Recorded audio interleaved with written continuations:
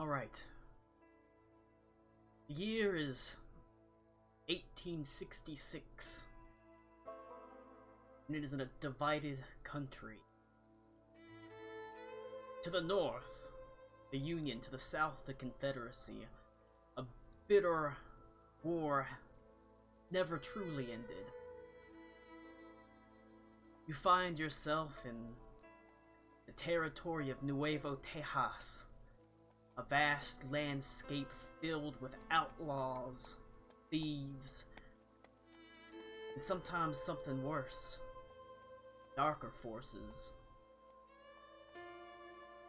It is a haven for all those that fought in the war, for those that still hold a bitter resentment, not just at the President of the Union, Abraham Lincoln, but also hold resentment to Jefferson Davis, who continued not to push his claim or continue pushing the North, instead deciding on an uneasy stalemate as he, a powerful necromancer, raised his undead troops to continue. As I said, tensions between the North and South are uneasy, but it is currently a stalemate. The territory of Nuevo Tejas is vast, filled with riches and opportunity for everyone that's willing, perhaps foolish enough to seize it. You find yourself in Silversmith's Gorge, a rundown town just about 100 miles outside of Dallas. It's a rough mining town, filled with grit, death, guns. The Copper Penny is a saloon that you stand in front of. Each of you brought here hoping for opportunity, hoping for a chance to make your claim. You can hear from within the quiet sound of tavern life. The sound of voices, cue balls clacking, every now and then the occasional sort of sound of a player piano eliciting through the air.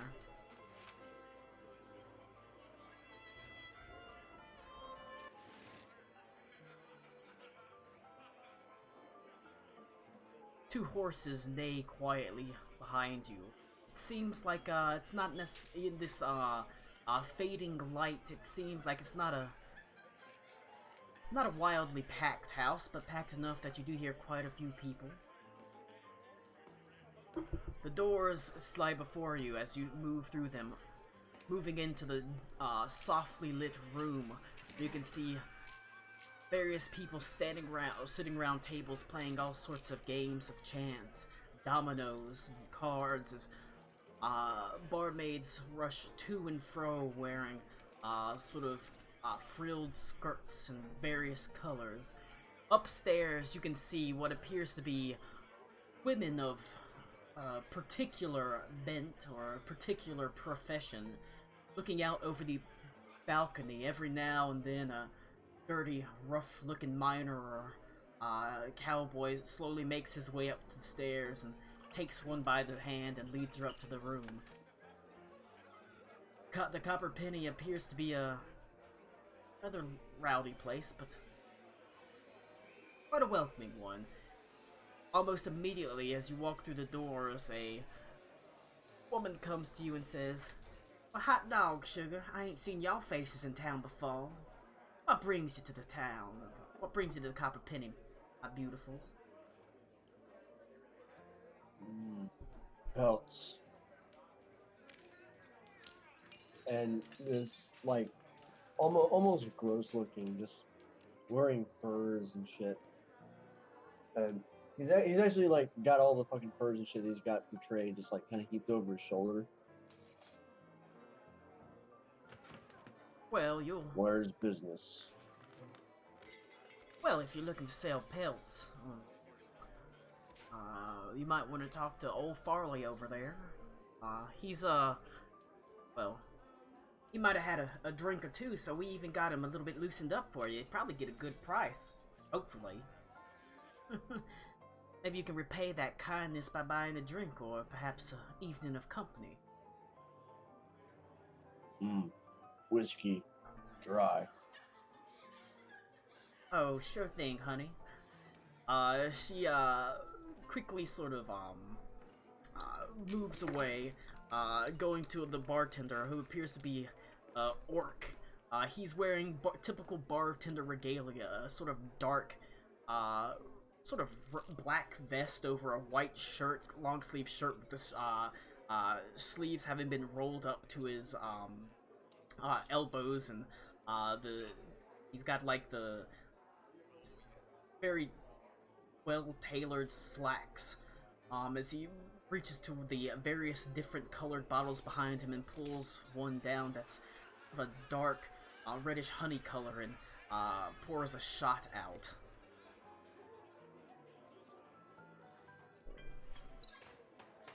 She quickly returns, holding it in hand. She just says, that's gonna be, 10 cents.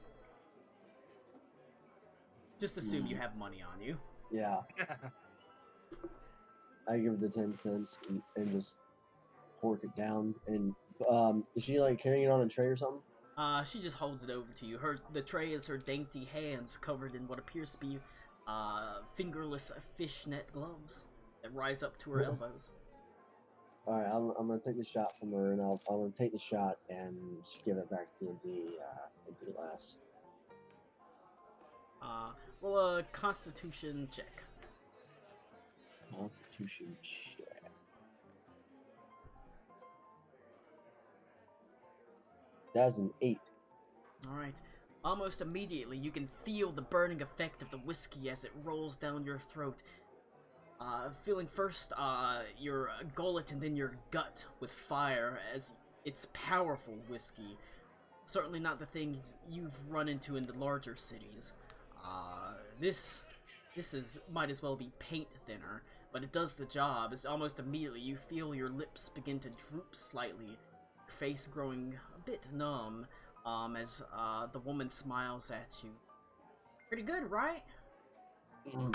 Powerful. Good. We only serve the best at the Copper Penny, sugar. Why don't you introduce me to your friends there that you just walked in with? Y'all don't need to be shy. We welcome all sorts here. I open my mouth and show her the severed tongue, and then I shut it. I imagine you might leave a couple of the girls disappointed, but I'm sure they can do something to strike your fancy. What's Nick's character's name? Yoloza. Yoloza. Oh. I guess I'll do the introduction then. I'm Orem, and this one here's Yoloza. And I'm gonna walk over to this table, kick my shoes up, and lean back in the chair. Copper and silver, I like it. What can I do for you, honey? You looking for a warm drink, a warm bed, or a warm bath? We got all three in spades. Oh, that sounds nice. Right now I'm looking to make a little bit of coin here. Surely a town like you has its fair share of troubles. Huh. We got fair share of troubles for 2 towns. You looking Sounds for like my kind of place. You're looking for a job. You might want to, well, I suppose it depends on what your skill sets are. If you're looking for money, you might not have to look much farther than that pool table. But if you're looking for something a little bit more substantial, not afraid to get your hands dirty, so to say, you might want to talk to Sheriff Booth about bounties that are out and about the nearby area. There's always people running afoul of the law, always needing to be brought in, dead or alive. Well now, and I'm gonna pull the pistol out of the holster, spin it a little, and put it back. That sounds right up my alley. But you can speak to the sheriff if you want to perhaps pursue bounties. Like I said, there are also games of chance and cards, and there's a pool table here that you can partake in. It's a Wild West town. However, everyone roll a perception check.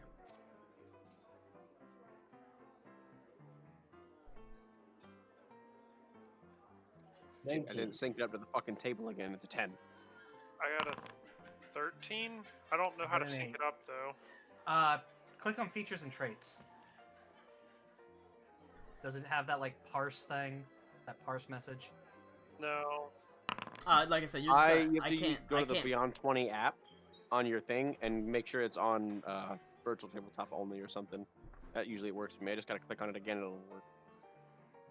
I can't, but I can't import your character stuff over. So you're just basically rolling and telling me what you're rolling. That's fine. Well, I mean, mine are coming in. It's weird. It syncs up fine for some people. For some people, like I said, it syncs up fine for me after I bring it up and like click the extension a couple of times between the two of them. It'll roll after that for a while, and sometimes I kind of have to refresh it. But who got higher than a 12? I got a 13. I got did a 19. not. I'm too busy showing off. Alright, let me just try some other random roll. Did that show up or no? No. Nope. You are too distracted by the lovely woman there talking to you. She is, well, she's not young. She's still beautiful, wearing a low-cut dress that pushes up her bosom, amplifying it as she sort of leans over and smiles warmly at you. Your distraction, and however, you flashing your guns, and not to mention that shiny dime that just got spent on pretty good whiskey, has drawn the attention of a couple of people, perhaps unwanted attention. Two men, maybe in their mid-30s, wearing sort of dusty leather chaps and sort of black cowboy hats pulled low over their eyes, are watching intently and trying to make it seem like they're not watching. Every now and then their hands stray to their belts, both of them wearing a silver gun at their sides. But not moving immediately, intently watching. Don't point me in that direction. How about you go ahead? I buy something nice and Irish from your stores. Oh, well, Or whatever Irish is in this world. Wait, no, this is taking place in an alternate Earth, so I guess that would be. There we go. I got it to work now. Oh, honey, give it about half an hour. Sheriff usually patrols by if you want to wait for him. Sounds like a fun He likes time. to, after a day of hard work, he likes to come in and, well, have a night of hard work, I guess you could say. Till then, please, enjoy yourselves. She turns, and goes and starts rushing to and fro around the bar. She's going to the, she stops at one of the men, and one of them, as she's walking by, he, like, motions for her to come close, and, she whispers something in her ear, as she sort of looks at him a bit curiously and nods her head, before making her way back to the bartender. All around you are the sights and sounds of games, of excitement. Every now and then, however, it's punctuated by a gunshot somewhere in the distance. It's hard to discern the exact area, but after the second gunshot, you realize it's probably not too uncommon an occurrence, whether it's someone being harmed or perhaps someone shooting off into the sky in joy, just like a teenager in a lonely room. Or a Russian wedding. Oh, gee.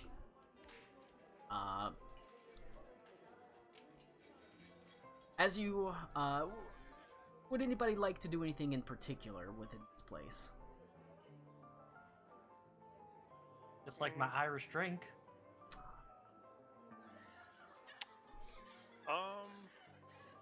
Something strong and Irish, that's what I need. She brings down an Irish pan. I think noticing that these guys are like kind of getting a little too friendly with their pistols and eyeballing us, I'm just gonna sit down all nonchalantly, like over here,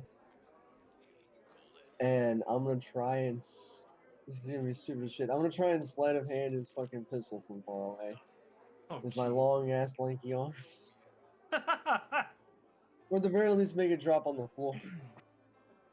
Just so you know, I haven't seen this, so I'm not paying attention. I got my boots up. All right. Just enjoying myself. Go ahead and make a I sleight have of not hand seen check. it either. Is it gonna work? It won't. It won't. Don't even ask for the number because it won't. Your hand strays to the side of the man, looking intently at the halfling, and brushes up against the gun, and almost immediately his hand arches down with the speed of a gunman's draw and grabs your hand, his cold blue eyes looking over at you, an icy stare. Might want to rethink that, son. As he sort of slowly rises to his feet. I'll rise with him. I'm gonna head on over. Whoa, hold there, partner. I get up You're too, my and I friend stand here. and I stand next to Crumb. We don't appreciate thieves that in one- this place. Whoa. Especially not thieves that trying to take another man's guns. Ho- That's not just risking his wealth, that's risking his life. Just hold it there, partner. And you I'm also sure see my this friend one, right this here- guy right here has also stood up, and his gun is already out of its holster, held in his hand. I'm gonna keep my hands up. Hold it there, sir. I'm partner. I'm sure my friend here was just admiring your exquisite piece. Are we doing phrasing? Roll a Whoa, headshot! Fuck! Jesus phrasing? Christ. One of the two. One of That the was two. so loud. Jesus Christ, Max. We're gonna, Hold on, I have you're to redo going- the soundboard. you're about to be banned from ever using your soundboard ever again. Hey, phrasing! Holy shit, that's still loud. I know. So they updated it and it reset my volume. I'll put them down. Roll a one second. persuasion check. God, please. Oh, it was gonna be a 16, but it's a 5. Look. You just mind your business, you understand? All right. As long as everything's calm, me and my friend here will. Go ahead We'll get our and orders actually paid. Tiny yours. boom handle strays away. go ahead and everyone roll a perception check. Oh, I crit that. 7. Actually, I kind of need to move so I can see both of you.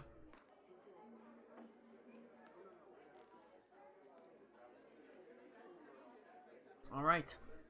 I roll sleight of hand. All right. Did anyone get below a 12 Me. I did. On perception? on perception? Yes. Are we rolling a new one? Oh. Yes, it's a new one. This is for something different. Ah! I did. All right. With astounding speed, both of these draw their guns, leveling them at the party. They rolled, like I said, a 12 on their sleight of hand to draw their guns to determine their surprise round. So go ahead, roll initiative. It does not seem And your. even It though doesn't I seem credit- your honeyed words have dissuade him in any way, shape, or they were not very happy.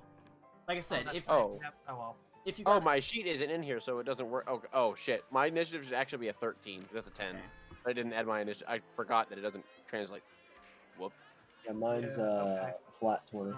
Yeah, you have to tell me, and I have to update your. Okay, combat. yeah. Sorry, mine was an 8. All right. 'Cause, yeah, I gotta. Well, I like mean, I said, can if you press got the if your button on here perception, instead.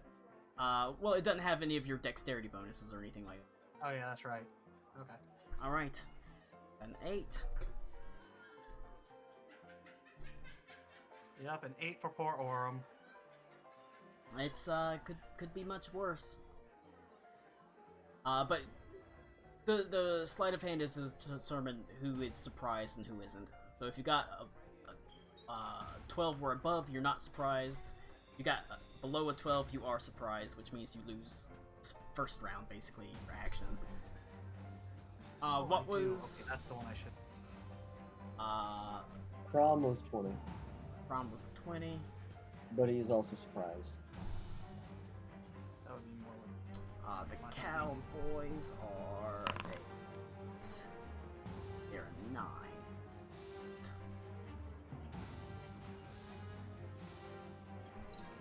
Man, the Cowboys not doing too great. Sounds very familiar. Well, that's kind of fucked, but it's true. Okay, if this is correct, if everybody has entered their stuff correctly, then it is going to be, Eloza, were you surprised? Nope.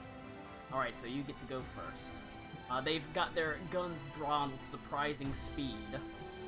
I bonus action cast Shillelagh, and then I go up to this dude, and I attack him with the Shillelagh. So that's 21 to hit, That'll hit. 5 damage.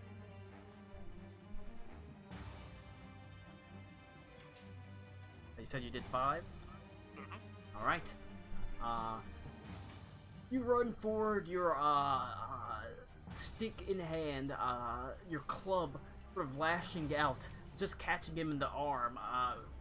Seems like the dust, as he tries to dodge away and the duster catches it, you do manage to hear a little bit of a thud, knowing you got a pretty good hit in on him as he goes, ugh!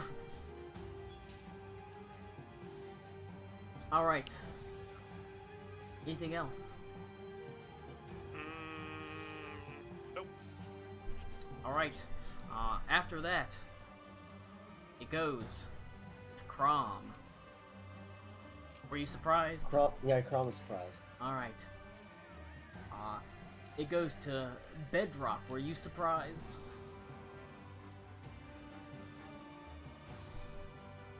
Max. He is now. He is now. He was anyway. It goes to the Cowboys. Alright.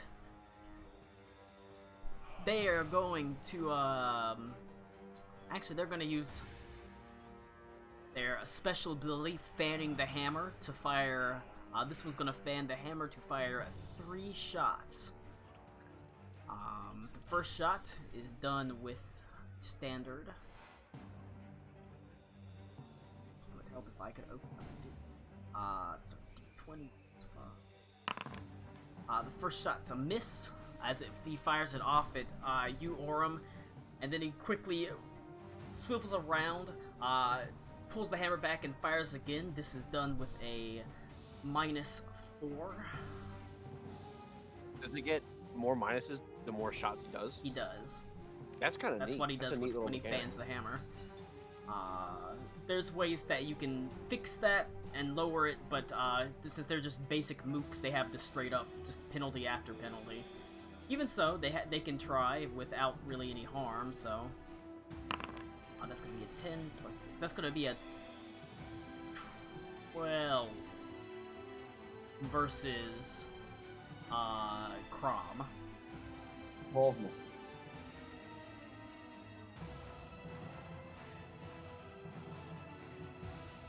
I assume that misses.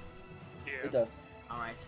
Then he's gonna fan the hammer again, suffering more losses at Owlman, whose name I don't remember. Bedrock. Bedrock. It's also gonna miss. However, the bullet's laying down quite a bit of lead.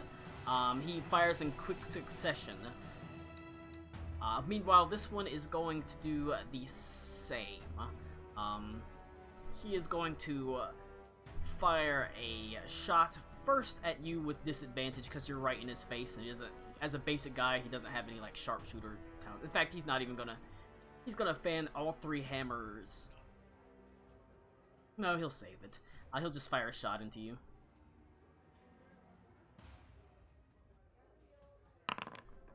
It's 14 plus 6. 20 versus armor class against you.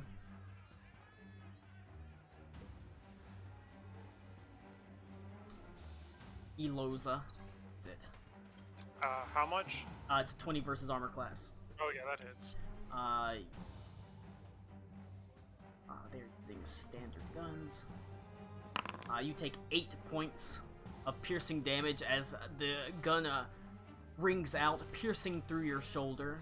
At this point, there's an eruption of chaos around the bar as people duck behind tables. The bartender sort of leaps behind the bar, pulling the friendly barmaid with him, as it goes to you, Orem. Alright, I was not surprised. So since we've got 3 people around this guy, I'm gonna turn my pistol up on this one. And let's see, how do I actually do it? So, okay, when I make a firearm attack against a creature, I can expend 1 grit point. And if I hit, okay, so I'm expending 1 grit point right now. Take the shot. It's 14. 14 does manage to hit. He takes 5, and since I expended the grit point, he needs to make a strength saving throw or drop his gun, and it'll be pushed 10 feet away from him with disarming shot. Sorry, I Hold on a should've said second. that. Okay. He has to make a strength saving throw. Yes, it says when you make a firearm attack against a creature, You on a hit, the managed creature to takes damage. fire the gun out of. Just hit the gun out of his hand as you catch him, and it goes rolling right to basically the feet of this barmaid, or another woman who almost recoils away from it as if it's a snake, absolutely terrified of it.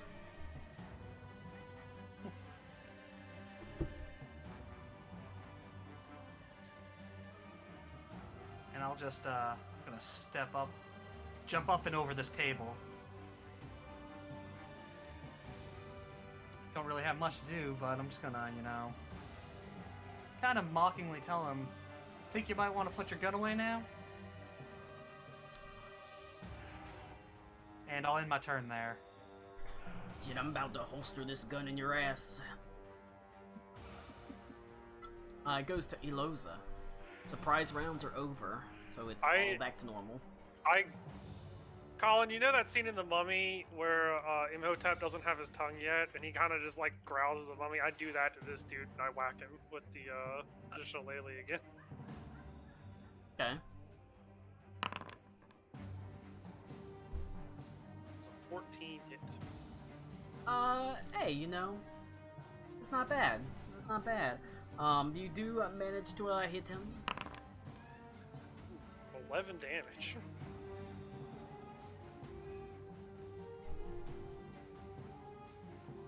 Okay. A pretty powerful blow. Unfortunately, they're pretty lightly armored. As you sort of crush into him, easily piercing into tearing a great hole in his leather duster, opening, crushing a rib, you're pretty sure, beneath him as he coughs, staggers to the side, still standing but hurt pretty badly. It's going to go to Kra. Alright, I'm gonna use my bonus action of Rage. And as I'm screaming just like a fucking caveman, I'm gonna go over here. I'm gonna pick up the table, like tip it on its side and just kind of lift it up. I'm gonna charge at this guy using the fucking thing as a battery. Alright. There is the sound of crashing, sort of mugs and glassware as you heft the table over, sort of trying to slam into him, as he is going to, you're just going to battering ram him. He's gonna try to dodge out the way, I suppose. I'll make a dexterity. Pretty good with dexterity. He's rolled a 1, though. Alright. Yep. The table, he tries to rush the side, but sort of trips over his own feet, his eyes widening in surprise. The table just catches him, as, you basically push him and carry him all the way back here with the table. As he slams up against the wall. I'm gonna pin him underneath it, or like pin him up against the wall. He takes 2d8 damage, just a base 2d8. Wow. Oh my Wow. god. And he is pinned against the wall. I'm struggling to get out. He's basically grappled.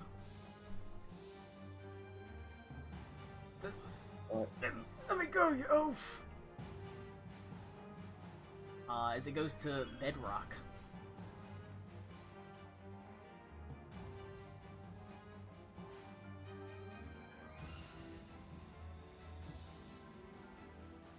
Max. You All right. giant turd. He's still surprised. Sorry, something spilled on my fucking PC because McKenna wouldn't give my shit. 1 second. Alright, it goes delayed, so it goes to the Cowboys. Just remember Bedrock is gonna go after you. Boo. Yep. No problem. This cowboy here is pinned, is going to make an opposed grapple check. Go ahead, and he's gonna try to break free, make an athletics check. He'll make an acrobatics check, because they are better than that. Advantage on strength check, so that's athletics too, right? Yes, he rolled real bad, so... I got a 24. Alright, he's unable to sort of free himself from the table. You can feel him futilely pushing against it. As, you can hear him... God damn it! As he's unable to break free. However...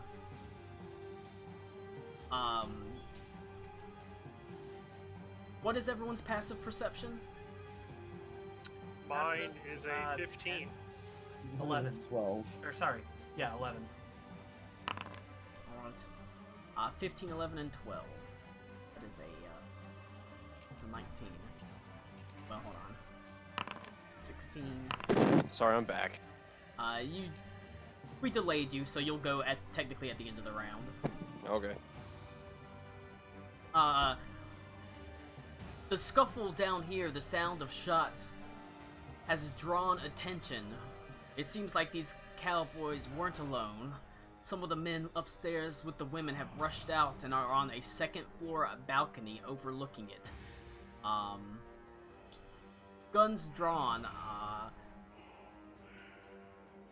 They got a 16 and a 19. Where they're stealth, so they beat your passive perception as they fire down upon you. They're not gonna fan the hammers or anything like that. Technically, they probably should, because they have advantage on these attacks, but I'm not gonna be mean like that. No, man, be mean. Do Alright, you. fine. First attack is gonna go Fuck against... you, Lou. The first attack is going to be against... the fanned hammer is gonna be against Crom, who is pushing one of their allies up against the wall. They have advantage, and it's just a straight shot with a +6. That's a crit. Thank God for resistance to physical damage. You take 11 points of piercing damage. Is that 11 cut in half, or...? It is was 11 it all- cut in half, because you are... Okay. Yeah, it's 11 cut in half. The second... I was hoping it was an 11 after the cut in half. The second hammer fan It's going to be fired down at Bedrock. Man. They currently have only a +2 to this because they're suffering a -4 fanning the hammer penalty for the first one. That's going to be a 20 Yeah, that'll hit. for 10 points of damage. Third fan the hammer is going to be pushed down at Halfling Aurum. Of course, this is a D20 +6 -8. So it's a D20 -2 for the third hammer fan. Alright. It's only going to be a 4. So it just hits the table sort of down here next to you and sends a card flying as a random patron sort of ducks behind it, screaming at the top of their lungs. The second one up top is just going to make a single shot down at Eloza. I almost got it. I Oh don't even boy, got it. I don't know. with advantage, they managed to roll a 3 plus a 9 total. Wow. Eat shit. Well, that's how it rolls Fucking sometimes. nerds. Yeah, it's true. I've been All there. right. That's the 2 up top, and then the remaining one that has had his gunshot in his hand. Instead, he draws a dagger, a small Bowie knife, and begins slashing at you. That is only going to be a 10. He'll make a second Bowie knife attack. That's going to be a 19. Against 2. Against you, Elos. It's this guy right here. 10 does not hit, the 19 does. Alright. You take 3 points of slashing damage. That's rude.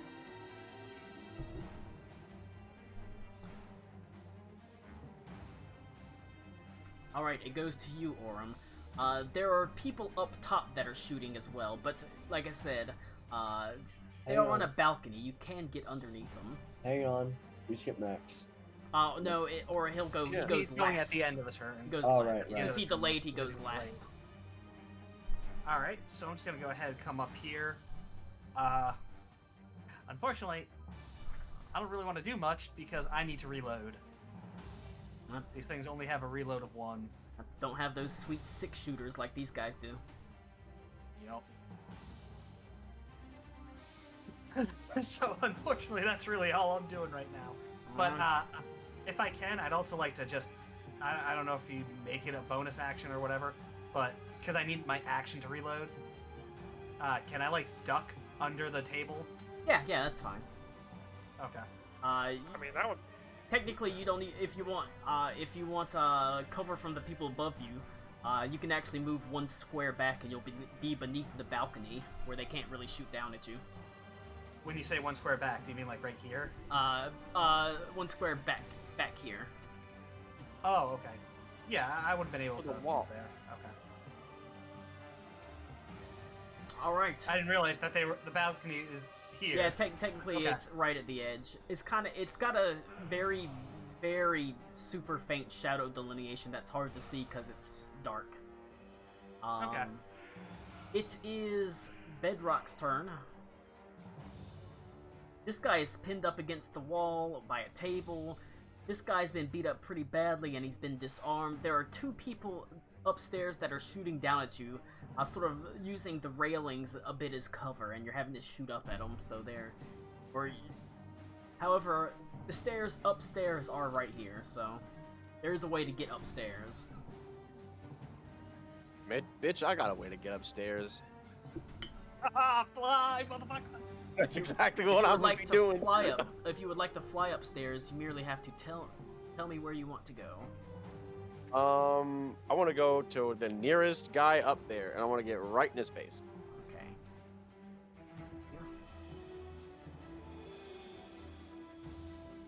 Nearest guy to you was this guy right here. Well, I would have just flown straight back and just right at him. Alright. I finally get to use the mirror, so you can actually shoot down at people as well if you had a ranged weapon.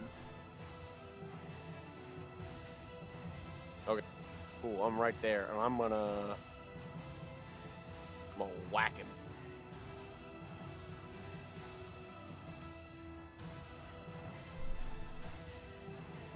Hold on.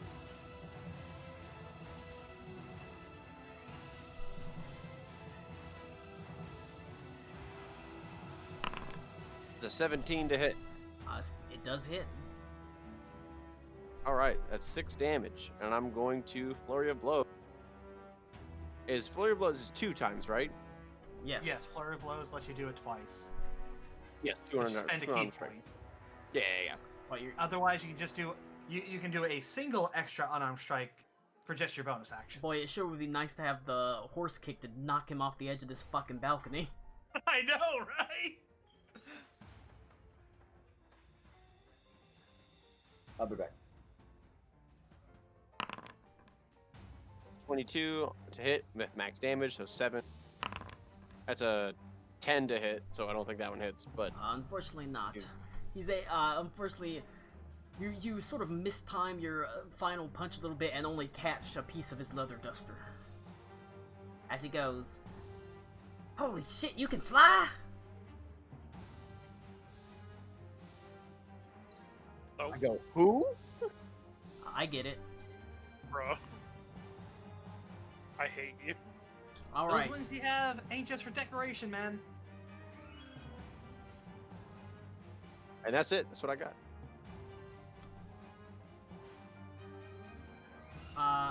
Okay.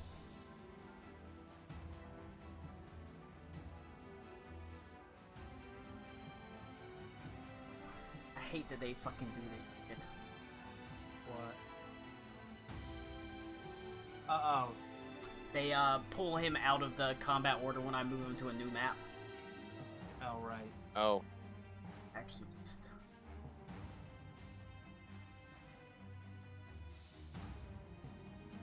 quickly copy the.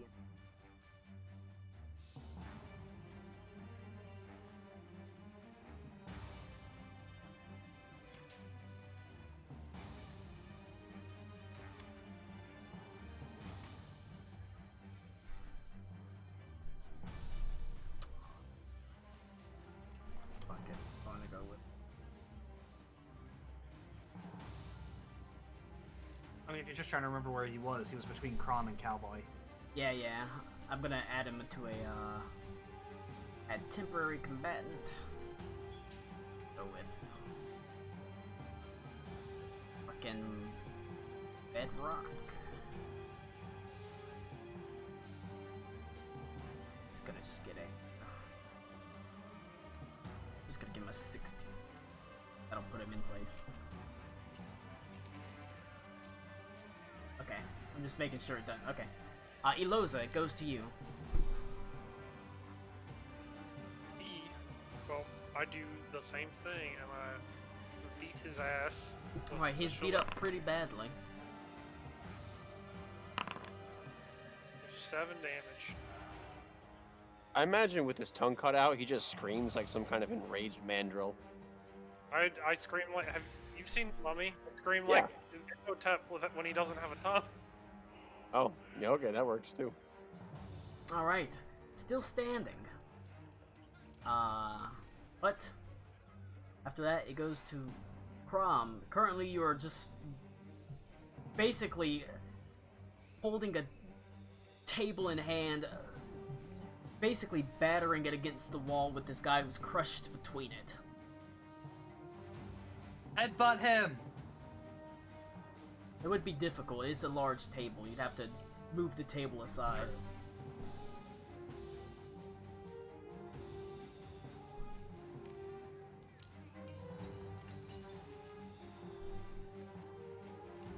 You hear? Beaver? Beaver, you here? Looks like it's Beaver's turn to get delayed.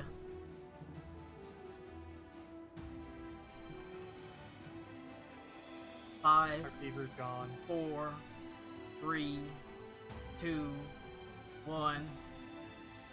Bedrock. Yay! You can see All right. you're on the second level. Up here is the how do you say lady level, I guess. The Copperpenny's brothel, and you can see, surprisingly enough, the women have Okay. not. You got delayed. Okay. So you'll go after Orem at the end of the round. But the women themselves haven't fled.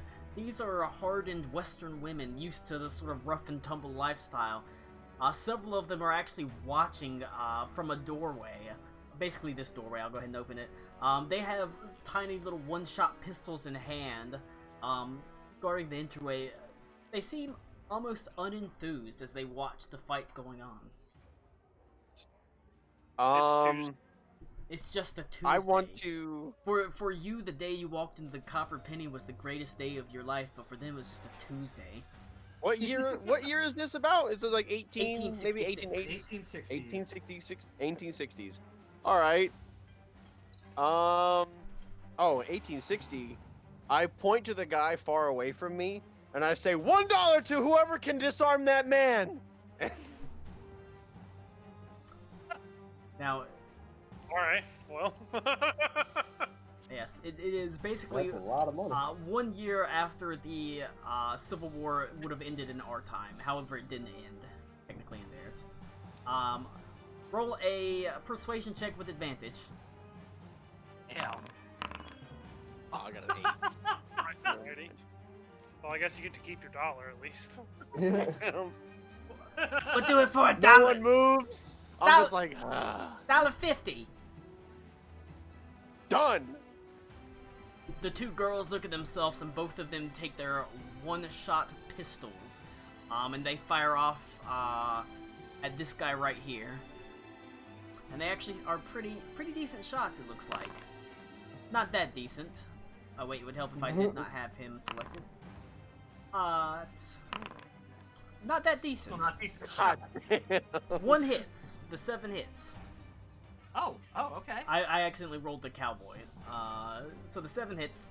They do have solid +6 to their shots, so Plus 6 Okay, to so the they got, they got pistol. 13. That's not bad. that's not bad. They're not heavily armored in any way, shape, or form.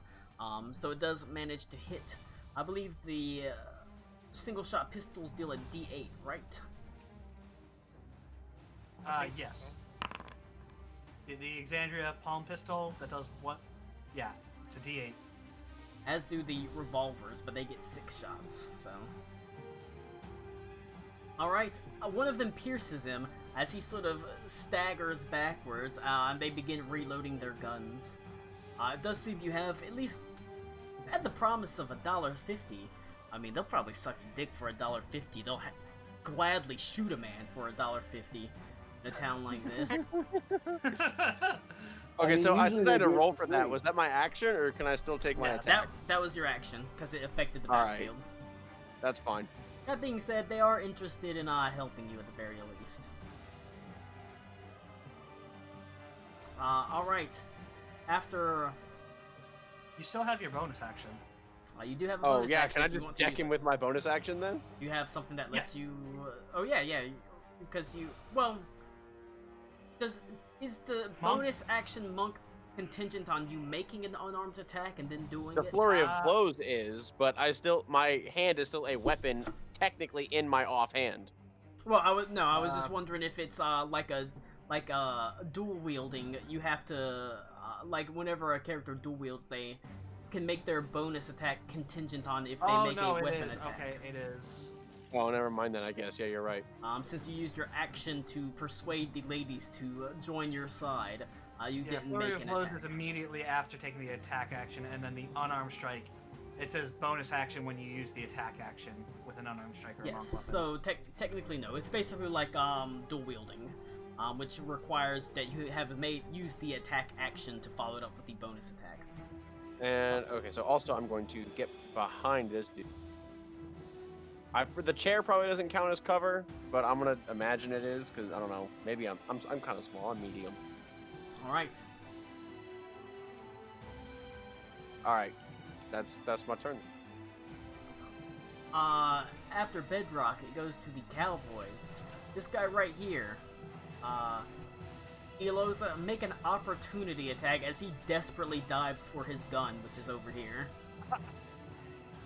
That was probably a mistake. Dang, it was not a mistake.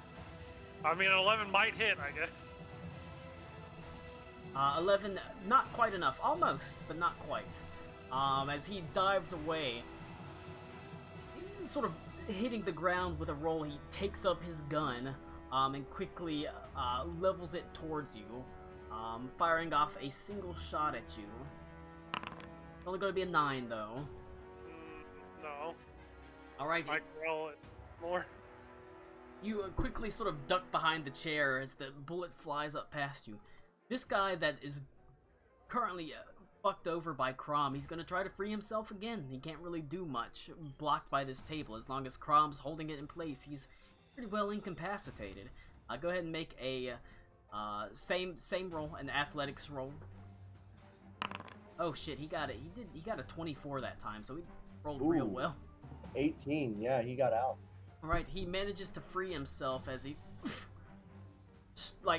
is shifted to the side, and you find the table, we slam it against the wall with such force that the table cracks down the middle, making it unusable again.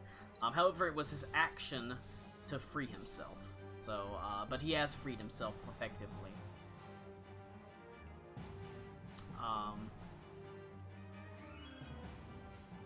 It goes to up top. This guy right here is gonna fire his pistol off. Oh, he's actually gonna fire his pistol off at the whores, who are now shooting at him. They do have cover, however. Oh, what a fucking asshole.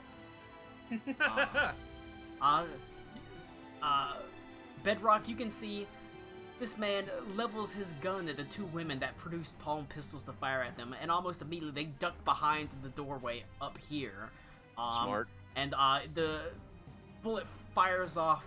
It manages to catch one in the hand, as you can see.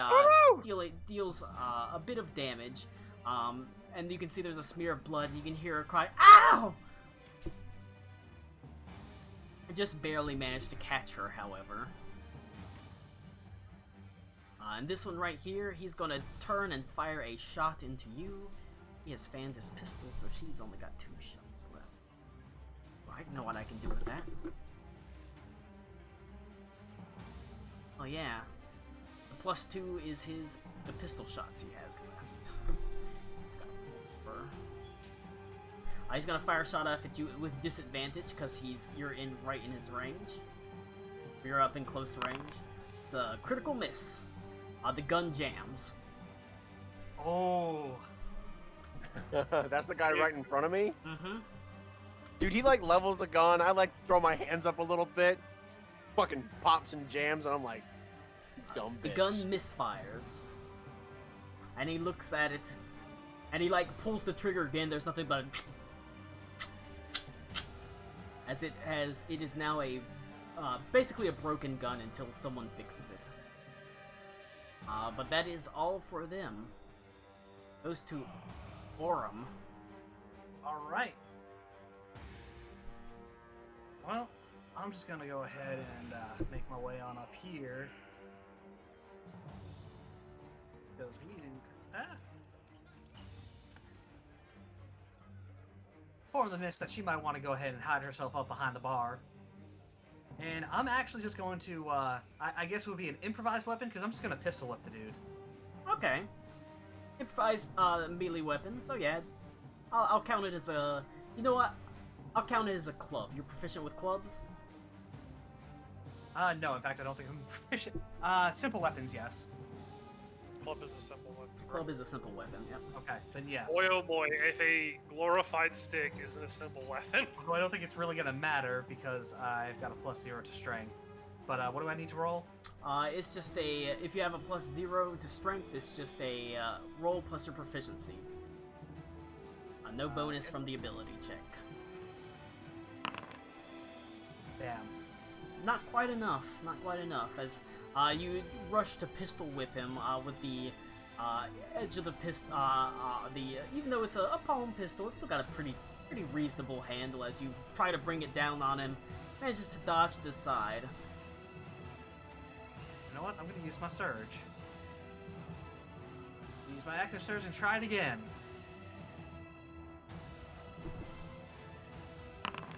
That's a 15. That'll hit. So how much damage would that be? It's the damage of a. Like I said, I went ahead. It makes sense for it to basically work as a club, so it does the damage of a club. I believe a club deals a D6. I think. Pretty sure it's a D6.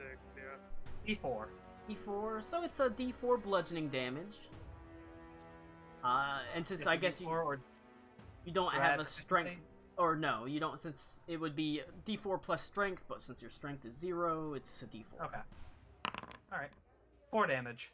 A solid blow as you reach up and basically pistol rip him across the brow, opening a gash that causes him to, like, stagger backwards, going, ow, damn! He's beat up really fucking badly, actually. That's it for Unfortunately, I don't have anything else. It now goes to Crom, who was delayed. Alright, seeing the table fractured in half, it's like right down the middle, right? Yes. Awesome. Alright, so he's just gonna like roar like really pissed off. Grab the left half of it by the table leg, the top table leg. And he's gonna just like spin around and swing it like a fucking axe almost. And just like try and catch him with it. Alright, I'll count it as a great club. Hell yeah. So what's that? A great I just thought a second ago because Great Club check. is D8. A simple D8 melee weapon. Alright, nothing is. But just so you know, Okay, it is yeah. two-handed. That's fine. So D20 plus 7. I would say you're not holding a shield, right? No. Why would Crom need a shield? Exactly. I mean, the halberd that he has in my head is like a fucking oak branch that has grown around like almost like a split in half stone wheel that's been sharpened. Smack him in the butt. That's a 24 to hit. I mean, that'll hit. Let's see, so D8 plus. So it'd be plus 5.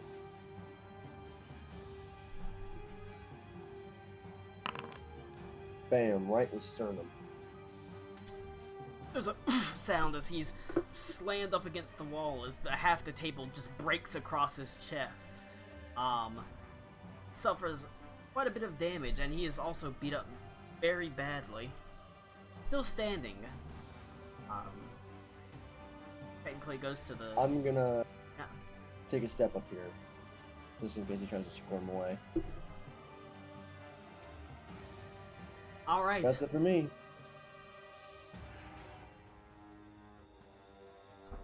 At the top of the round, Hold on, Chrome's like, you ain't going nowhere. you hear 3 cracks of gunshots, and all of a sudden, what sounds like a surge of electricity as a light bursts forth from the doorway. And you hear a voice that says, "What the hell is going on here?" And they're standing in the doorway. You can see a man. He is wearing look at my picture of him. He's wearing a dark brown duster, black sort of chaps and leather jeans over a sort of suede vest, a cowboy hat that is emblazoned with sort of strange arcane symbols. What however mostly draws you is the fact he has 4 arms. His eyes glow sort of slightly yellow. He wields 3 pistols and a trident in his hand, and he has a glittering sheriff's star on the front of his duster. His eyes, What the fuck race is this guy? his brows are furrowed. He looks sort of angrily at what's going on here. Says, "That is enough of this nonsense. What You will fuck? drop your weapons, or else I will see that you spend, at best, the weekend in the jail, or at worst, the rest of your lives in a grave. You understand me, yes?" As Sheriff Booth has walked onto the scene.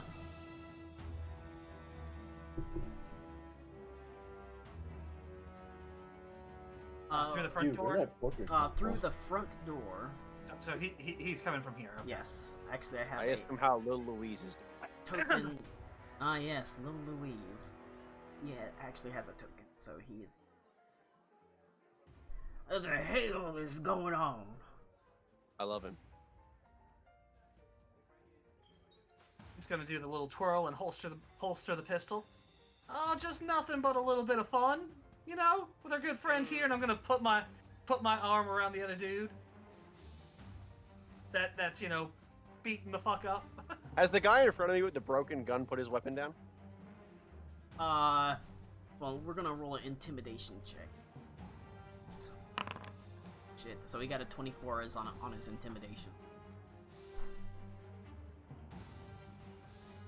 Almost immediately, you can hear there's almost like a magical. Actually, if you're trained in Arcana, I don't know if anyone is. Go ahead and roll an Arcana check. I If not, Nope. that's fine. Definitely not. You almost feel compelled to sort of stow your weapons, and you can see the rest of the outlaws, these cowboys that were fighting you, do the same. All except for this one right here, still enraged. He trembles slightly, looking at you, Crom. Just a look of indignation on his face. As you can see, like, begins to raise the gun to you. He says, and all of a sudden you hear, there is like he lifts the trident that he holds, and there's a bolt of lightning that just pierces out and slams into him. For... Crom's just gonna sit the 34 fractured. 34 Oh damage. Jesus Christ! Crom's just gonna set like the fractured table leg down on the other table that's beside him. Immediately dispatching this guy. You can see Sheriff Booth does not. Almost immediately, you get the feeling he's not the type to play any kind of game. As the gun goes flying backwards. "I said, put them guns away." And everyone is quick to follow, even some of the, even the bartender, who did have what appeared to be a small, sort of, snub shotgun that he held in his hands, places it back underneath the bar. And everything, Shotgun. there's just a quiet that sort of goes throughout the bar. The barmaid tips her head out up over the behind the counter and says, "Well, that was a little bit of fun. I think a round of drinks to calm everybody's spirits." As the bartender just kind of nods his head. Sheriff Booth walks in. "I'll take 2, darling. In fact, give me 3, Tilly. 1 for each hand, except for my trident hand." As he goes and lays, poof, there's like a huge burst of like sand and dust as he sits down in one of the chairs. Sort of his eyes are going across the room, sort of scanning everyone, but nobody is daring to sort of cross him. And up top, it's much the same. This guy that was fighting you looks at you, Bedrock. He says, "You got lucky. Real lucky." And he sort of puts his gun away. I want to punch him in the nuts. I want to sack tap this dude, and then I want to jump over the railing and fly down. All right, go ahead and punch him in the nuts.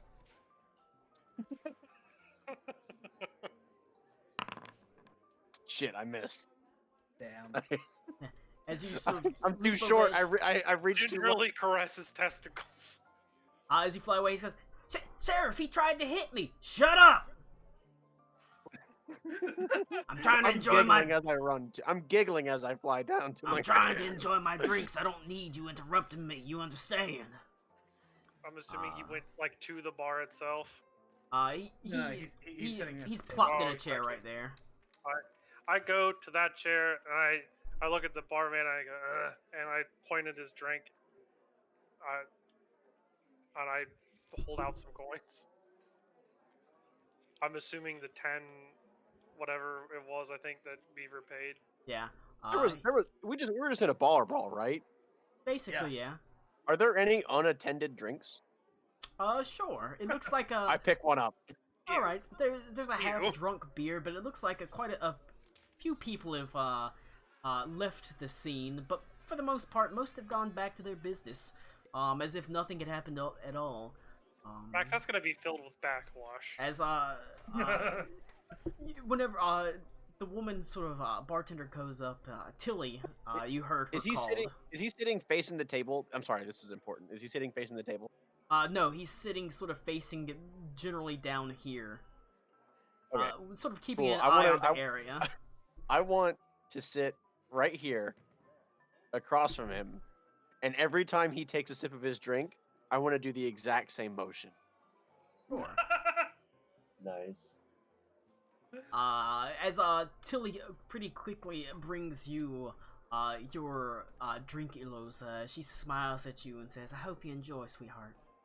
Hard eye contact too. Like I'm staring at this dude. I look at her and I smile and I just drink it.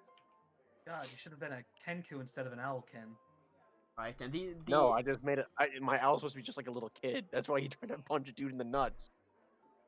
You can see this. A couple of people get this dead guy, and they just sort of. You can see they grab him underneath the shoulders, just drag him out the door, as if it's. As if it's just a normal day. It's Tuesday. It's Tuesday. Tilly says, "Well, this type of thing happens. Not often that someone dies, but I guess Sheriff Booth is probably in a really bad mood. Usually, he's usually more the subdued type, and throw him in jail, let him, sleep it off over the weekend. Something must be really getting his goat this week." As she goes back to her bartending duties, you can see the rather impressive display of all of your gun work and your fighting prowess is also attracting the amorous attentions of the ladies above. You can see one of them, a slightly overweight woman, waves down at you with a sort of reddish feather boa, coy look on her face.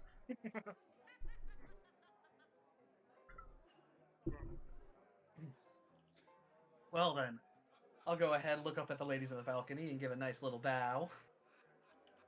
I ignore them and I look at the sheriff and I nod and then enjoy my drink as well. I'll go ahead and. Yep. Go I ahead. want to walk up to the barkeep. I'm just gonna like lay down coin on the table and like, "For broken table, sorry for mess." Takes it, the half-orc bartender takes it, and he puts it in his, basically in a small pouch he keeps that size. "Oh, part of the job. Got my thanks. Alright. Not often people pay for their own tables."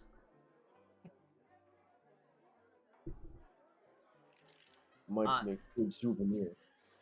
He pours you a little bit of a drink and slides it over to you. Appreciate it.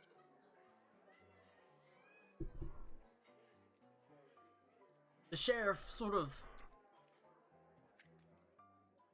drinks and he watches.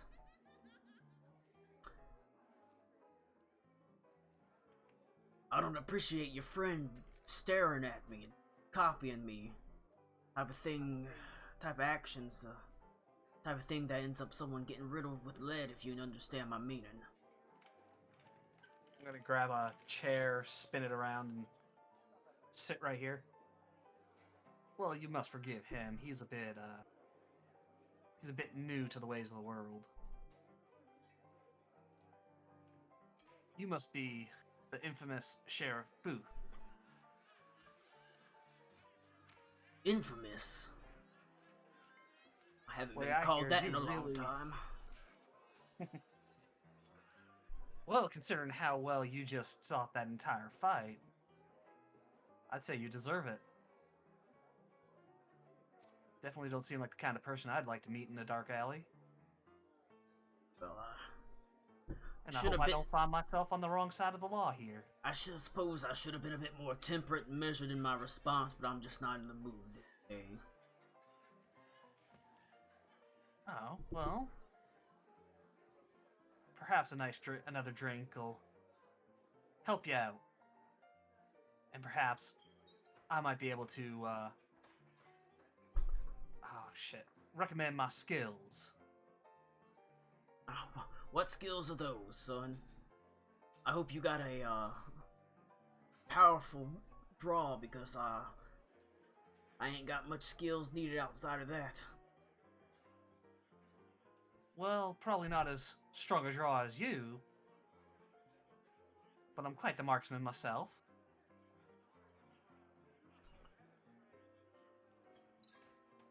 Let me get you a drink, son.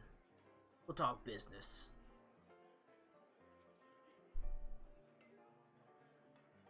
Can I get a room, Derek? As he sort of motions to the orc, who just kind of nods his head.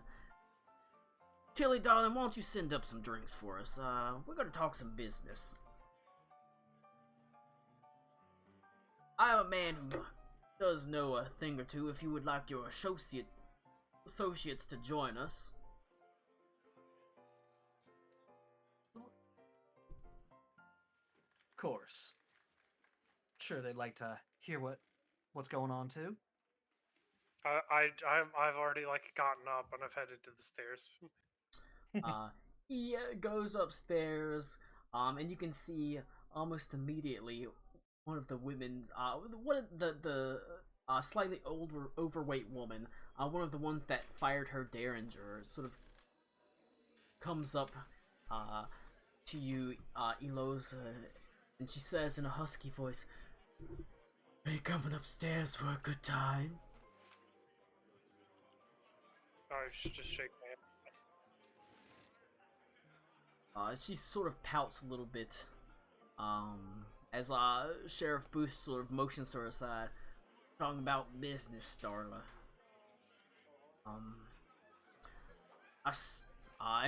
He sort of brushes past her and goes to one of the prostitutes' room. You can see as he opens the door, one of the girls has her hand pretty heavily bandaged. I fly up and I want to give her the buck 50. Want to give her the buck beak? The buck 50. You can see, she has her hand bandaged. There's another girl that's tending it, saying, "Oh, it's gonna be alright. We'll make sure you get to Dr. Cochran in the morning." And you can see tears are sort of streaming down her face. As you enter, Sheriff Booth says, "It hardly seems like a good idea to wait till morning. Here's $2. You run on down to Dr. Cochran, see that her hand is looked after." As he hands over $2 of his own coin, in addition to your $1.50. As the two girls immediately sort of leave, likely heading towards the doctor to have her hand looked at. They're good girls. Shame that business ain't been doing so well for them lately. But it's neither here nor there. Why don't we have a seat and wait for drinks? Tell me about yourselves. What brings you to my town? Now there's a chance where you get to make up something on the fly like I do. Well, not too much. Been bouncing here and there, wherever we can find it. Looking for coin. Your barmaid down there told us you might have a couple of bounties up. You come to the right place. Normally I'd say it's a shame yet your bouncing didn't bounce you to somewhere a little bit more prosperous than our town, but I just got in a hell of a bounty from the Texas Rangers not more than a week ago. Thought about pursuing it myself, but thought better, I'm afraid. It seems that this particular fellow is, let's just say he'd have to draw me a little bit outside of town. I don't want to leave the town too unattended. As you saw, when things get rowdy, it sometimes takes a bit of a deft hand to put everything back in a row. And I'm certain that having 4 of them helped out quite a bit more. I got drinks, Sheriff. As Tilly comes in with the drinks and lays them down, smiling at you. Before saying, if there's anything else, you just send the word down. We're real appreciative. Those boys have been a little bit rowdy over the past couple weeks, so it's nice that they got put in line. I hope you stay around the town. Might be nice to have a bit of a steadying presence on them. But she sort of turns and leaves and sort of waves and closes the door behind you. Where were we? Oh yeah, bounties. I do have a one in mind that's could be worth quite a bit of pay. Quite a few dollars. If you're interested. It is dangerous, I will not lie. How familiar are you with... I suppose it's quite impossible in this day and age to be unfamiliar with the trials and tribulations of a necromancer. Seems like someone's pretended to be one on every corner, but from what I hear, there is a particularly egregious fella, someone that is. Are you familiar with the purchasing of the after soul or the afterlife? I nod. Seems my friend here is well acquainted. Can't say I care too much for the Arcanists. I start speaking in Abyssal to see if anyone understands Abyssal. Can you do that without a tongue? I'm saying that I can. I can speak Abyssal. I want to be able to speak Abyssal and Sylvan without my tongue. And that's Oh, I can do I can do Sylvan, but I don't speak Abyssal. So try Sylvan. I understand. Yeah, I understand something. I figure it's more magical, so I do it like magically. Sure, why not? If he hobbled himself without a tongue, he can talk with it that way. I just thought it'd be neat. But Sure. It is Story actually a always neat idea. I talking like it. about me behind my back. I explained to them in Sylvan, I guess, if more of them speak Sylvan, that you sell your afterlife for coin now, and they get to raise you when you die, but they cheat you and they kill you before your natural time. Your friend speaks true, as he sort of seems to recognize the Abyssal at least. It's a well, That's concerning. it is a it's an unfortunate practice. These poor people, many of them left destitute by the war, having to sell their very afterlife, their very peaceful rest. One thing we are all guaranteed. forced to hand it over for just a bit of coin to survive today. That, in and of itself, is awful. But Then they get cheated out of the rest of their life. Can't say I quite approve of that. It's worse than just the afterlife. This particular fellow, well, whenever he makes out a contract, it's just the people he makes out a contract with have a way of dying a little bit earlier than you would expect. And of, well, dubious circumstance, if you know what I'm saying. Now, there's a lot that we are willing to put up with in these towns. But that is something that, when you make it so obvious that even the rangers themselves can't turn a blind eye to it, you know it's been a real problem, probably for a while. Well, I'm always looking for the coin, and this seems like something that my friend might not be quite happy to let continue. I just shake my head. No. So we'll do it. You can't leave the town. You got to make sure things here are well in hand.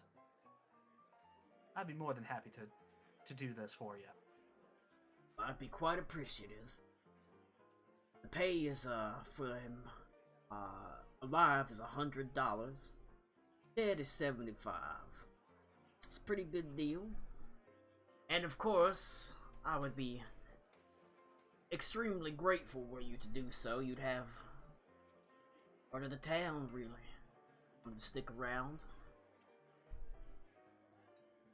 Might just have to do so. Man Take you up himself, on your offer. named Master Tibbles de Mont.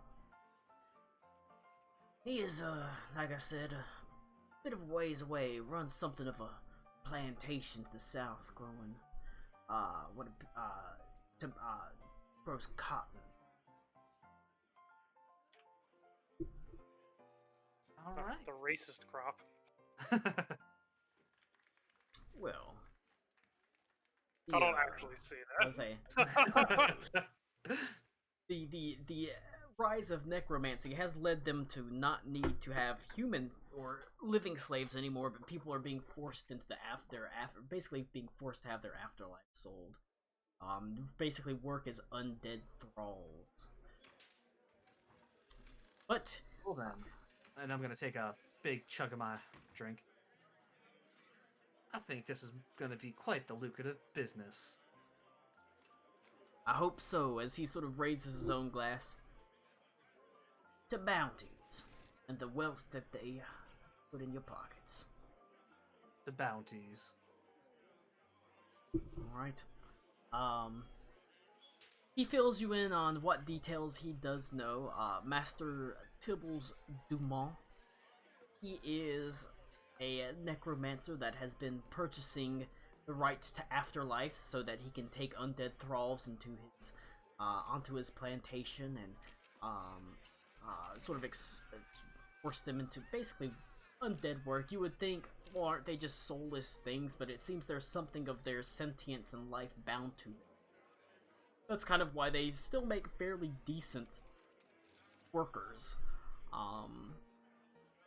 He has been exploiting his position and sort of buying stuff out, souls out from these people, and then they've been sort of happening to die, unfortunately, in sort of dubious circumstances. He lives roughly 200 miles to the south.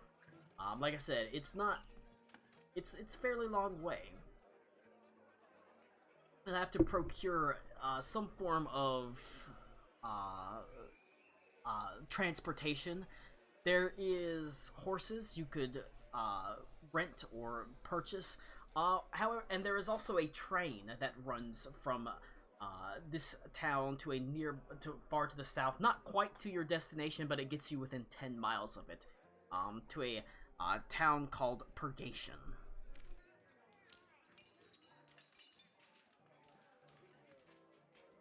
Well, I think we should do this like real cowboys. We gotta get them horses. I'll put in a good word with the livery and stables. I'll make sure they get you a fine discount. After all, you are working on behalf of the United States judicial or the Confederate judicial system. It's a job that you've undertaken. I imagine the renting fee will be quite cheap. As long as you make sure you turn in your horses whenever you arrive. They don't appreciate horse thieves, Stan. I wouldn't have to chase after you myself. Oh, wouldn't dream of it. Alright, I love my games a chance, but I would never cheat. good. You'll fit in fine around here. Head to Black Horse Liveries just outside of town.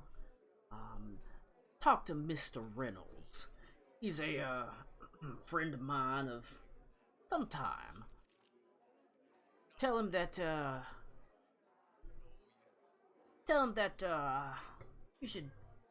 doing work for me.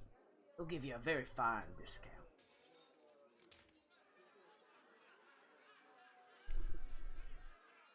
And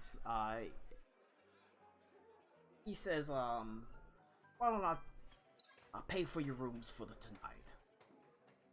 You can start in the morning. More generous soul I have not known. And I'm gonna go ahead and finish my drink. He drains it as well. The friends are awful quiet. I don't normally have much to say. It's understandable.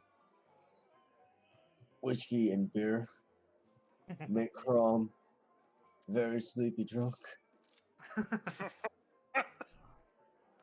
He sort of slaps you on the back. You're gonna have to learn to toughen up.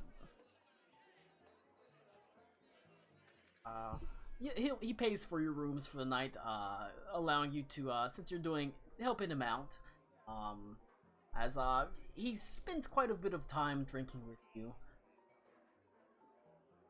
before sort of rising up and stretching. Well, I got an early day tomorrow, sheriff's duty and whatnot. Good luck. I hope to hear from you. As he heads out of the room, you can see he stops briefly and checks on the one girl that had her hand shot through, making sure that it is well maintained. You actually see that it's mostly healed over. There's a bit of a scar. Well, not even a bit of scar, pretty prominent scar, but it was a clean hole shot through her hand that has been largely cleared up. It seems Dr. Cochran is, at the very least, a cleric of some sorts, because there would be absolutely no way for that to heal beyond magic so quickly. But he checks after her, heads out. Tilly quickly follows and says, "Your rooms are all paid for, darling. I'm afraid you're gonna have to bunk up. 2 together. That's not a problem, is it?" We've had worse accommodations. Alrighty, I like your can-do attitude.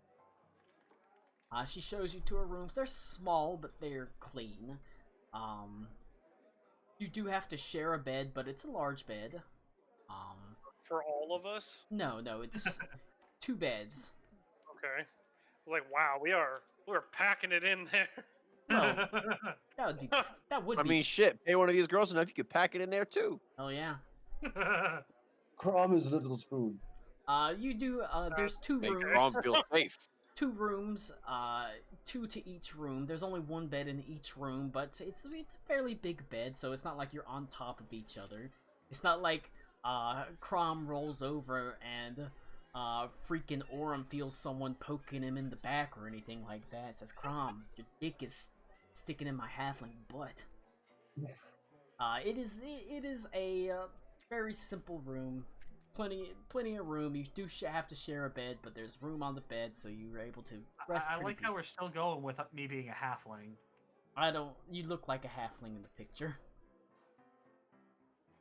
Is he not? No, Oh, you I'm look like a, a fucking halfling. I'm an Earth Ganassi. You look like a halfling. You can be an Earth Ganassi that looks like a halfling. He's a baby There you Earth go. Ganassi. He's a mud Ganassi. Fuck. He gets poked in the back Oh. and it just makes a mud hole. A poop Ganassi. Oh, Uh, you wake up. Just kind of. He's supposed to have like marblish colored skin and coal hair. Marble colored poop. Bright and early Oh, the next no. day. the worst one, a dip ganassi. Oh god, no. I gotta go pee real Ew. fast, but we'll pick up with the hunt for the necromancer, Tibbles Alright. Dumas. Well, I reckon I am. Alright. The task has been set before you.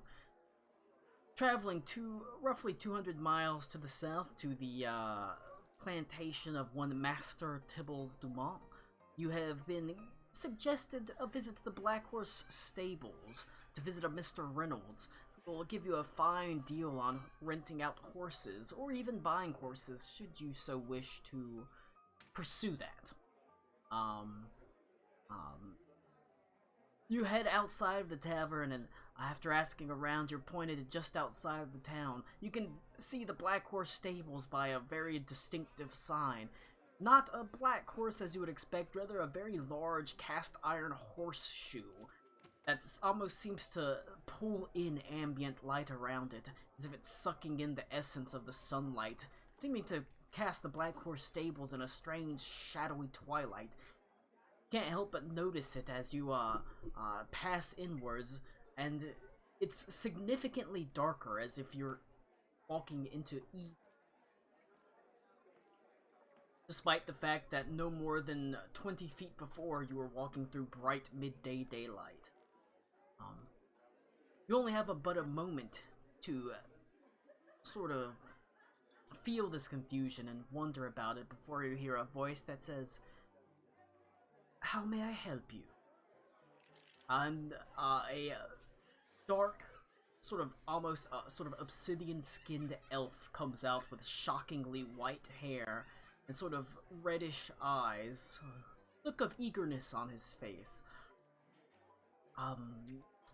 Welcome to the Black Horse Stables, good sirs.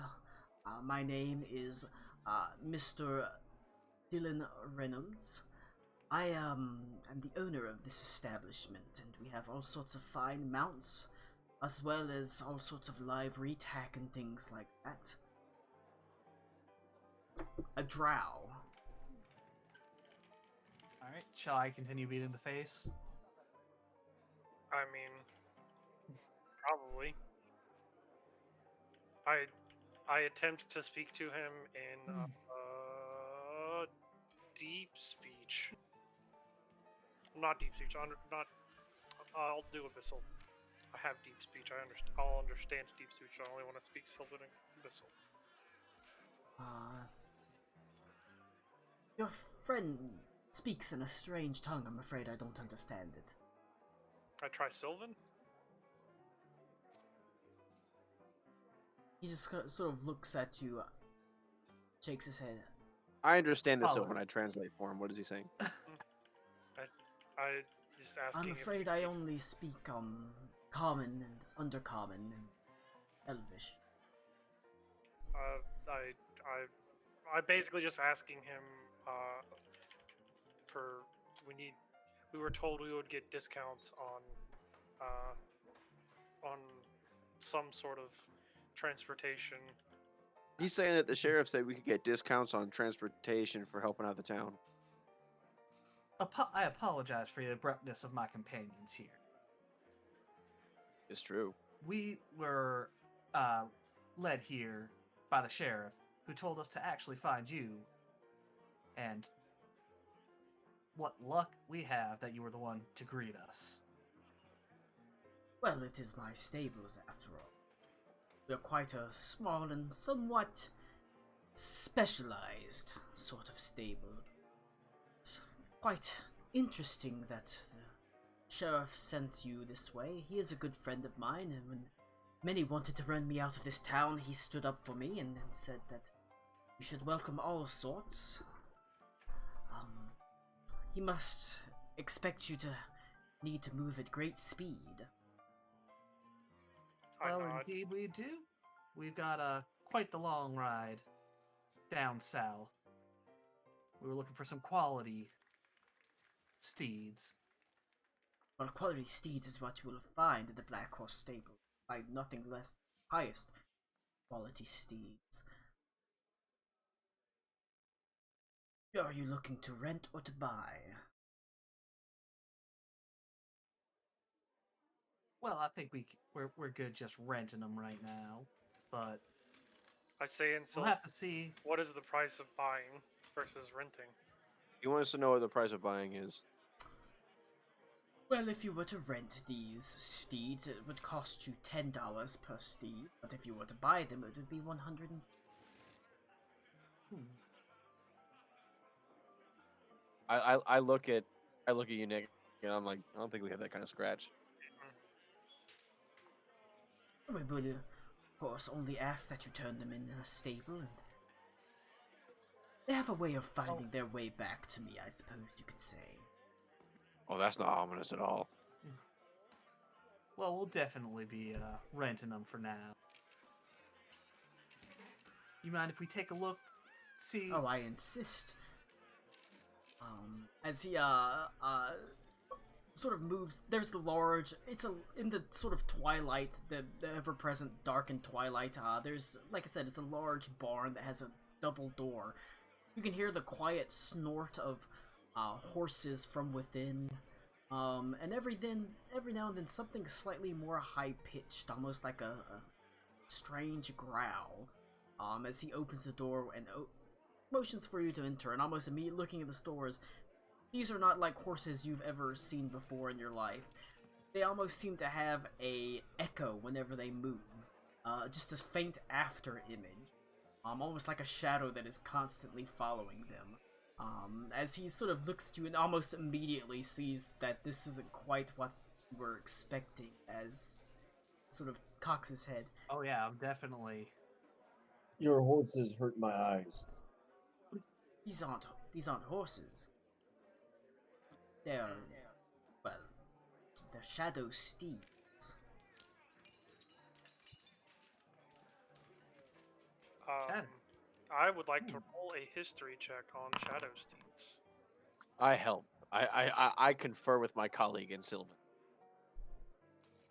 Advantage, even though I got a 20. It's a 20. Damn. I Damn. mean, like, I got 20. I said that before I knew what the roll was, so whatever. You know that the elven tribes within the Oklahoma territory, they sort of have this bond with the Feywild, and it's almost an entire territory that has this weird overlap. There are all sorts of strange and wondrous creatures that sort of pass between the planes of the material and the Fey, and as well as the Shadowfell. And the Shadow Steeds are part of the Shadowfell. They move with incredible speed, almost, and are able to pass from shadow to shadow via teleportation.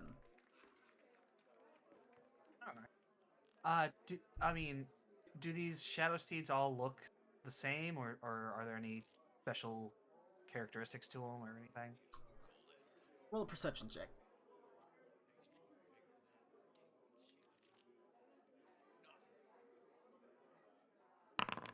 Well, At first, they all look much the same. They have this sort of strange, sort of glistening, well, not even glistening, because it's almost like matte blackness about them. Not like a horse, not like a black horse that will catch the light. It's almost much like the area. It almost seems to absorb light into them.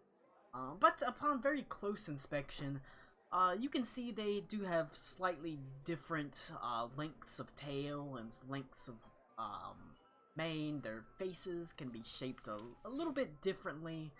A couple of them have what appears to be nicks that have been taken out of their ear.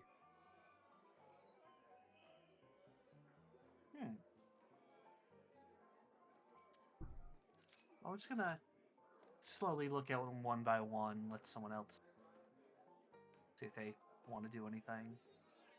They are well trained, I can assure you. Some of them are a little bit rowdier than others, but And I am gonna slowly make my way to that growling sound. that one's a little bit more towards the back. Then I'll get there eventually. Does anybody else want to say or do anything? I just I'm wanna- watching him go toward the growling sound because I know that growling usually is bad. I'm about to watch this motherfucker get his head chopped off or I'm some gonna shit. speak in Abyssal and see if any of them respond to it. They don't seem particularly to respond to it.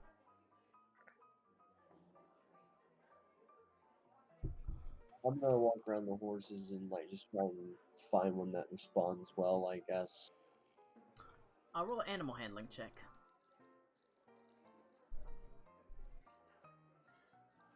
Start Okay. neighing at each one. 16. You do identify a couple of very... they're a little bit more laid. You're pretty able to separate some that are a lot more high-strung. You can see they kind of twitch and dance around their stalls nervously, anxiously, ready to bolt.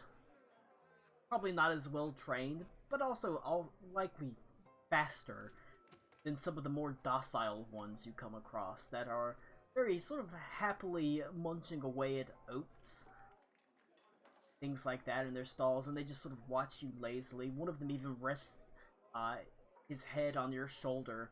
You can feel his hot breath on your neck as he kind of nuzzles you.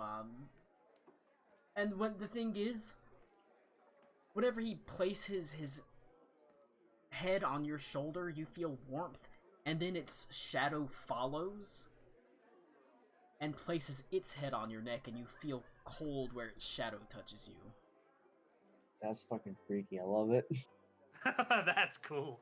That's I'm gonna- terrifying. I'm gonna pat the horse, and I'm gonna talk to it in Sylvan and say, "Would you like to help crawl?" It just Straight sort back of in the nuzzles temperature. you. You're not sure if it understands you or not, if it can speak Sylvan, but it has responded to your touch. Yes, this is the one. It It has chosen to crawl. may very well have. The high-pitched squealing noises as you get closer and closer, they become... You've realized that that high-pitched squeal, all of a sudden, there's a lot of smaller, much quieter squeals. Not likely from the ones you heard from the outside. Every now and then, there's this squealing, punctuated sound, and the quiet, squealing, punctuated sound as Reynolds leads you to a far stall, or follows behind you, and he says, "Oh, you heard the Blink Dogs, yes?" As you can see, there's a stall that it has been, that is to the back, and you can see there's a very, very, surprisingly large blink dog, and what appears to be a dozen small blink dogs, little more than puppies, and every time they blink, there's this sort of pitched squealing sound, as they'll, like, blink to their mother's nipple, and then they'll blink away, and you see one tries to blink past the barrier, but almost immediately it glows, as if it's magically protected, and Reynolds says, we don't want you running off before you're ready to take care of yourself, my little darlings.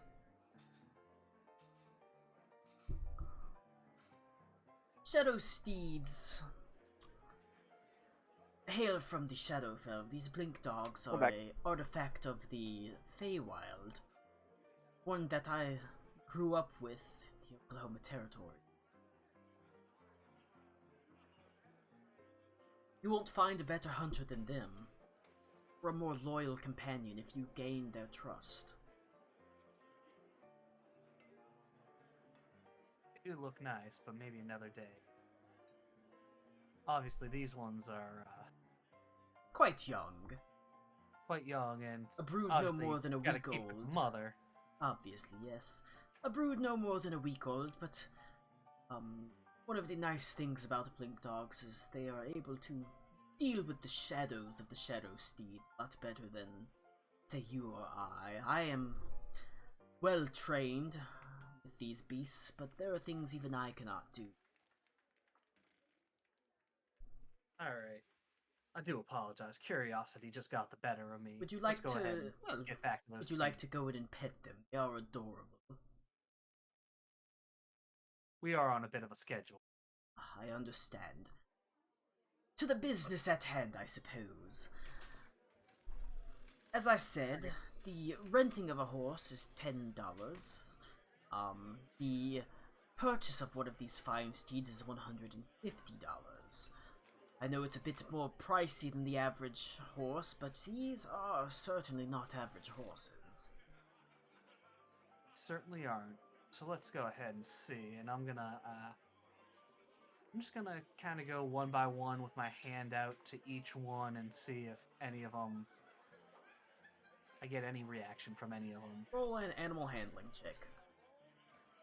Can't wait for this to be a fail and one of them to bite my hand off. Phew, 14. You're actually drawn to... there's one that does seem drawn to you, but it's not one of the docile ones, it's one of the twitchy ones. One that sort of seems to dance and sort of spin every now and then in the stall that he's in. One that's a little bit antsy. Well, you look like you're itching to get out of here. What do you say? Beautiful beast like you want to go for a ride? It sort of snorts and sort of spins in place as Reynolds comes up and says, "That is Victor. He can be a little bit of a bad boy, I suppose you could say.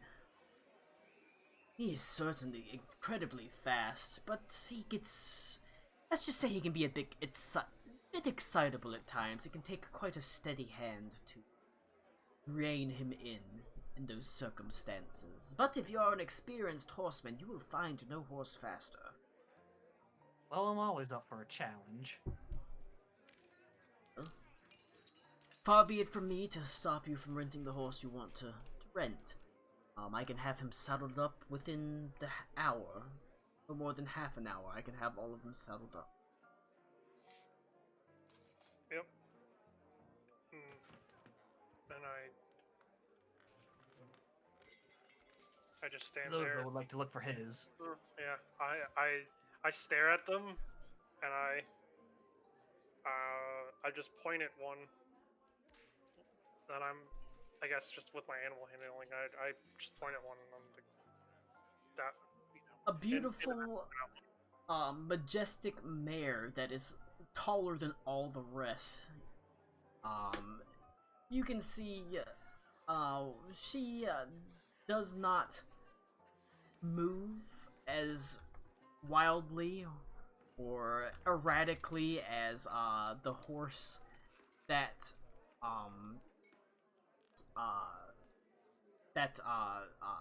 what Orem chose, but still has a little bit more gumption than the one that was drawn to Crom. But the biggest thing that you see is, this horse is huge. 18 hands high. That is huge for a horse. It's especially huge for a mare. And Reynolds comes up behind you. "Oh, she is taking a liking, I can tell. That beautiful queen of a horse is named Rehoboam."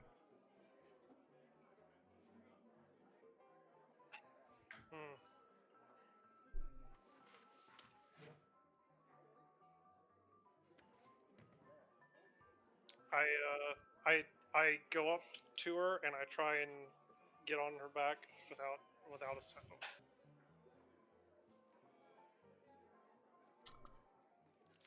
At first, she is a little bit, she sort of dances away, but after your and the first try, go ahead and give me an acrobatics check.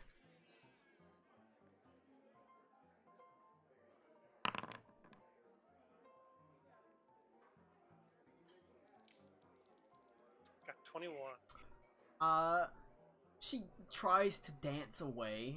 Obviously a little bit sort of wary of you mounting her without a saddle. But you hold on. And soon she sort of rests contentedly with you on her back, no need for a saddle. Your hands just sort of running through her mane as Reynolds says, "Ha! Well, I suppose no saddle for you?" I shake my head no. You ride like the people of the Great Plains. The finest horseman I've ever seen myself. She will serve you well, good sir.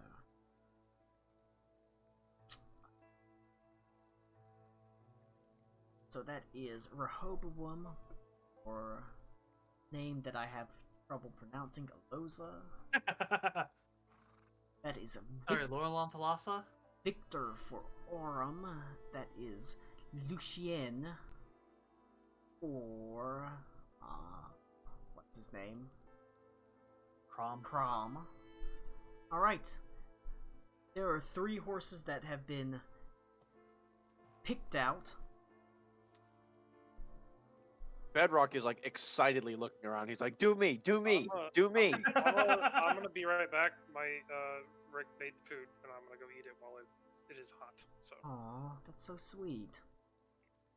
I mean, it's easier for him to make for 2 people or 3 people than just one person. Rick is still practicing for when someone loves him. Yeah, make sure you I kiss love him Rick. when you get the plate. Make sure You you kiss don't him. count. You're family. You have to. Motherfucker, I'm not obligated to love anyone in my family. You I'll have have to. you know right now, there are 3 people in my family that I don't love. Samuel L. My Jackson. uncle, my dad, And yourself. and myself. That's okay. Alright, I'm gonna go eat We all hate you too.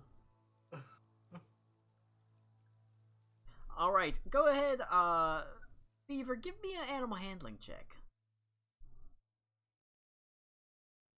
Beaver? 19. I mean, not Beaver, freaking Bax. Oh, I was about to say. Not even close. What the fuck happened? Hey! Wow. Bedrock does not roll very Yo. high. Is it racist that Bedrock thinks black horses all look the same? No. I mean, I did at first too. Look, You these see- are some weird light-absorbing horses. They I all am look equally like terrified and amazed by them. they all look like black stallions and black sort of horses to you. They have Pick sort the of biggest almost one. matte black fur, and none of them really speaks to you at all. Fortunately, Is there a really small one? Because I'm not big. there is one that is small. That is appears to be the runt. I can't. As you sort of focus on him,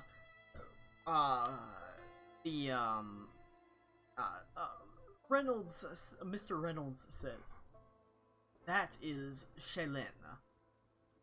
She is something of a, well, she is the runt of the litter, and she's always had to, fight to survive, I suppose you'd say. We did not have a lot of hope for her whenever she was sired, but she pulled through. Her sister, Rehoboam, is quite large, whereas she is surprisingly small. Even so, you'll not find many horses with more fight and gumption than her. Certainly not any horses with more courage.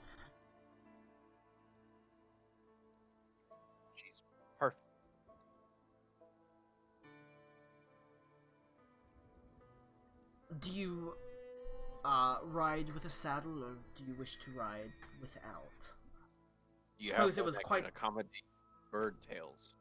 Of course. It was presumptuous of me to assume that you all ride with saddle. I see your friend does not.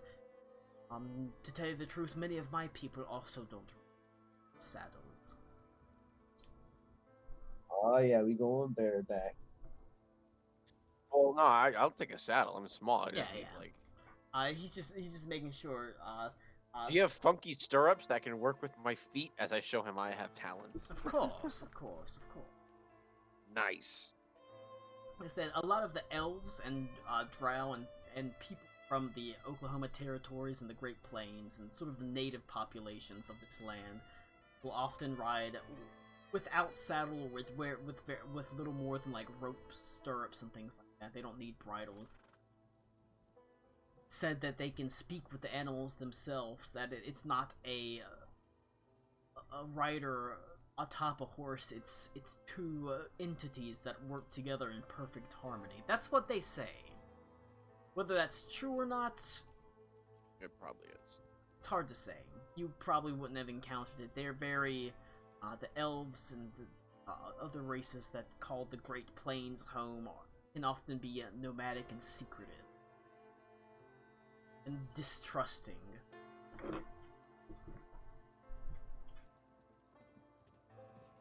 Distrusting's not the right word. Insular. But yes, that is Bedrock Horse Shaylin. Each got your steed, Shadow Steed, and Mr. Reynolds is as good as his word. After a half an hour, he sort of appears and says, they are saddled and ready. Of course, there is the matter of payment. It's for Shadow Steeds. Rented. That'll be $40.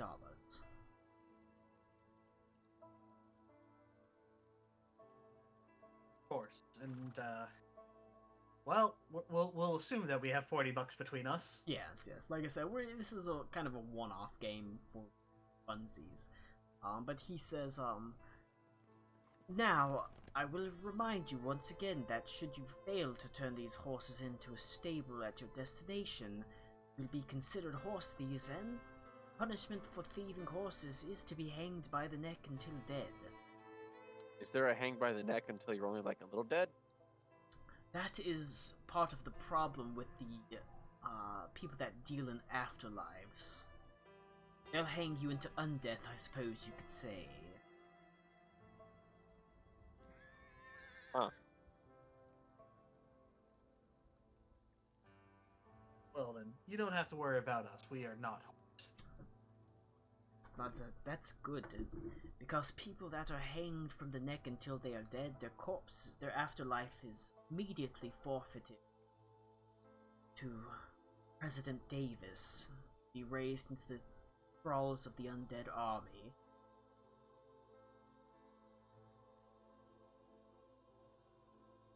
But that's enough of such dour things. As he leads out his horses.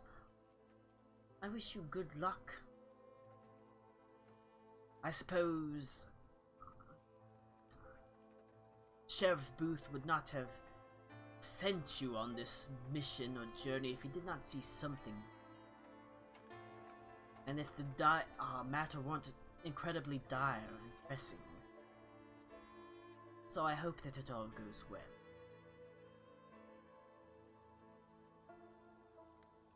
You don't need to worry about us. We can handle ourselves. Now, fucking Lou's carrying this shit. Thank you for. Damn, if only Reed talked this much. Alright. You get the horses from the Black Horse stables. Shadow Steed. These steeds move at significantly faster than average steeds, and also they have the ability to walk into a shadow and go into and immediately teleport to another shadow that they can see within their vision. Basically, there are special horses. remnants of or beasts that are typically of the Shadowfell.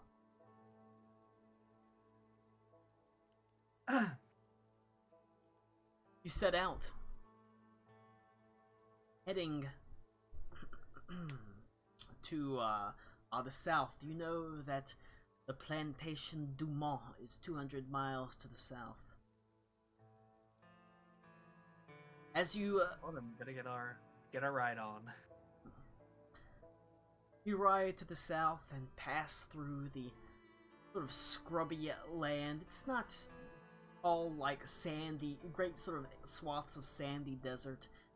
There's rocky sort of grasslands and things like that as you pass through scrubby sort of trees.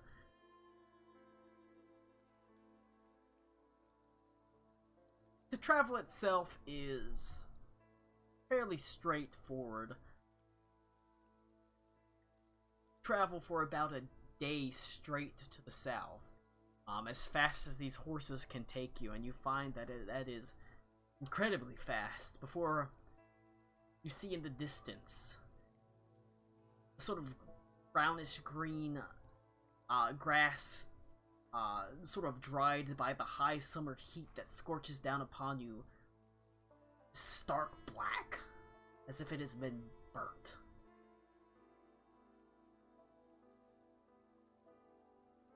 Roll a history check.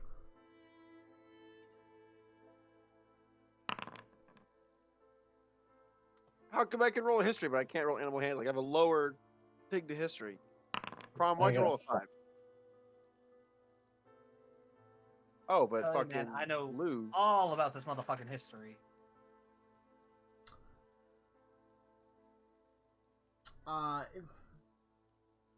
It's all.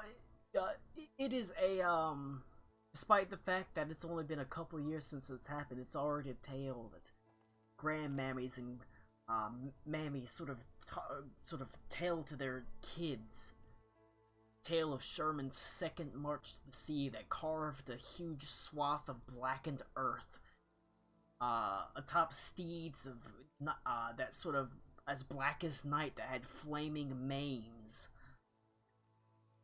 His second march to the sea that left a swath 100 miles wide of burnt earth from North Dakota, the Dakota Territories, all the way down through Texas to the coast. It is one of the things that kept the Confederate States in check despite their rampant necromancy that ran wild, that threatened to overrun the Union armies in the North with hordes of terrible, terrible zombies and skeletons. It is a scar that passes through the heart of Nuevo Tejas. And it is one that's... The history check was mostly sort of symbolic. Everybody's heard of it, but if you got above a 15, you've got more of the details. It happened about 2.5 years ago.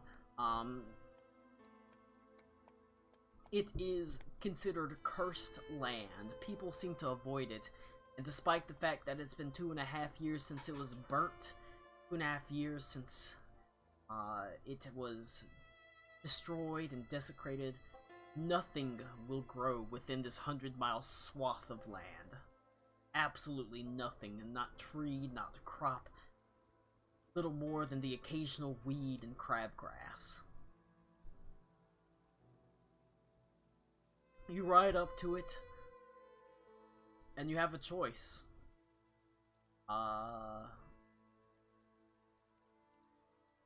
Do you follow down it? Pass through it during...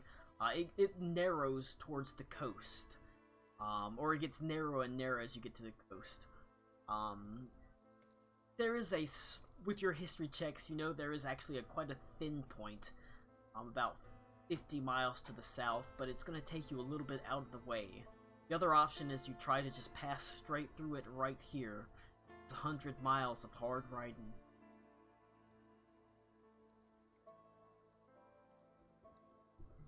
Well, hard riding through cursed land.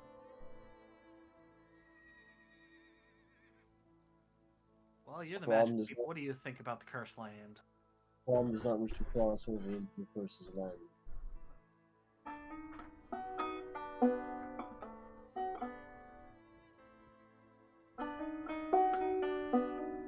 Oh, that's right. I think Nick's not here right now.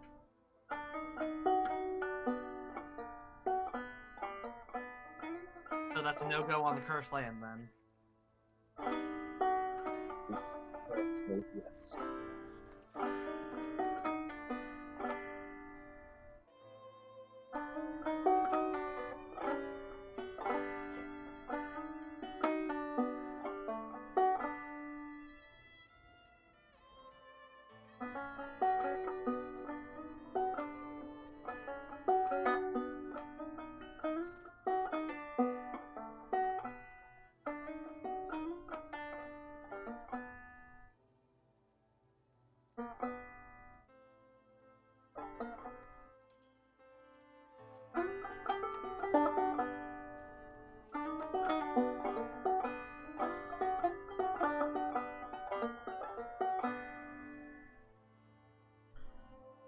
Decision is awaited.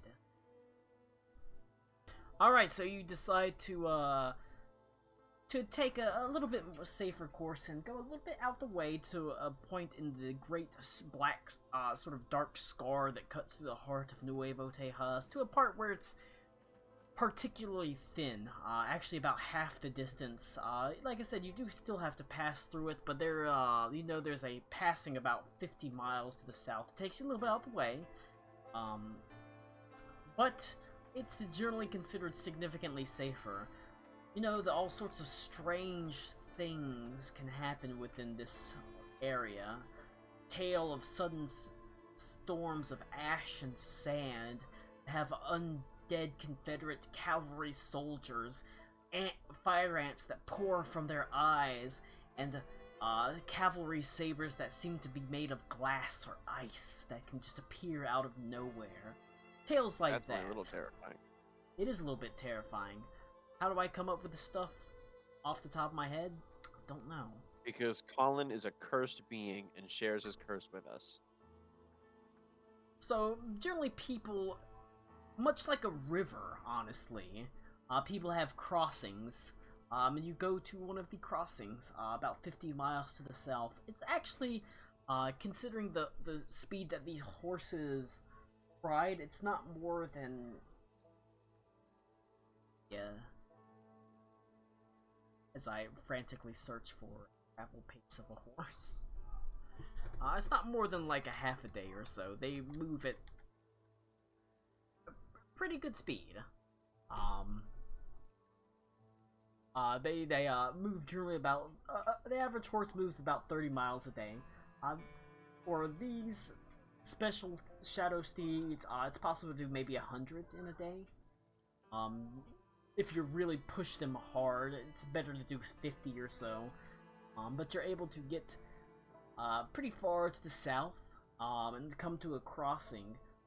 And you can see there is actually almost a line of what appears to be large, sort of covered wagons making their way across, a party of some sort, heading across the scar, led by a sort of wild-eyed man, wearing a large, wide-brimmed hat, wearing a pair of blue jean overalls and a sort of dirty and stained red plaid shirt. Come on, everybody! It's time to get across this sky, otherwise we're gonna run into trouble. Make sure you stick together! As each of the wagons sort of slowly begins making their way across the darkened grasslands.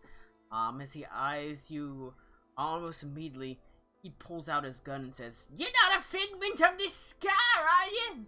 Or my imagination?" Crom Talking just about kind of us, like sir. Crom just like waves his hand in front of his face like, I don't think so. Crom is unsure. Crom's existential crisis. He sort of stows his gun. A real illusion wouldn't question his own existence, so you're all right by me.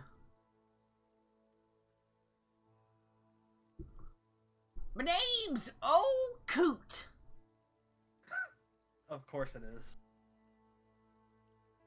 This here's a wagon train heading to the San Francisco Valley. Are you looking for passage along that way? I hear there's gold up in that region. Some even say they head up the coast all the way up to the Alaska territories. Apparently these exist before Russia. We bought it from Russia. That was like, what, 1912? All the way up to the Yukon territories.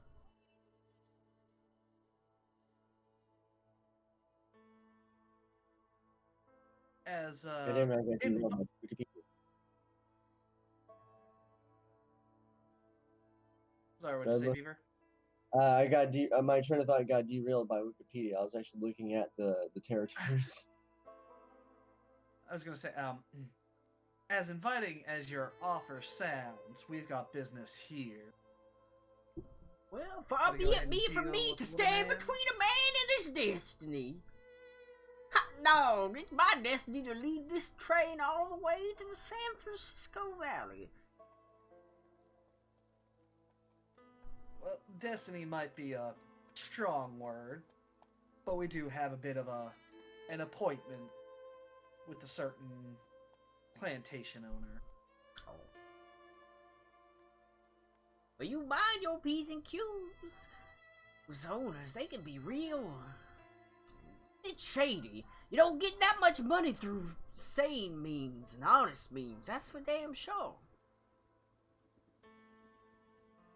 Even so, it's dangerous crossing this sky by yourself. If you wish to join my wagon train, at least across this 50-mile pass, we'd be more than happy to have you along. Of course. Sounds. I can tell you tales about the mining claims I had far out west. Of course, that was in my youth, back whenever gold was going crazy. You sure we don't want to just take our chances by ourselves? I like this guy. Stories make journeys shorter. Well, I suppose there is strength in numbers.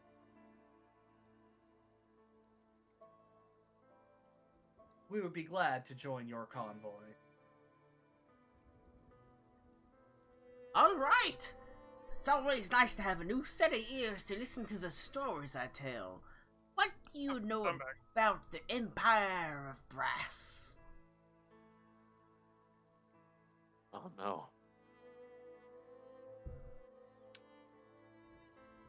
Alright, so very quick rundown, Nick. Basically, we've started traveling. There is a giant cursed region.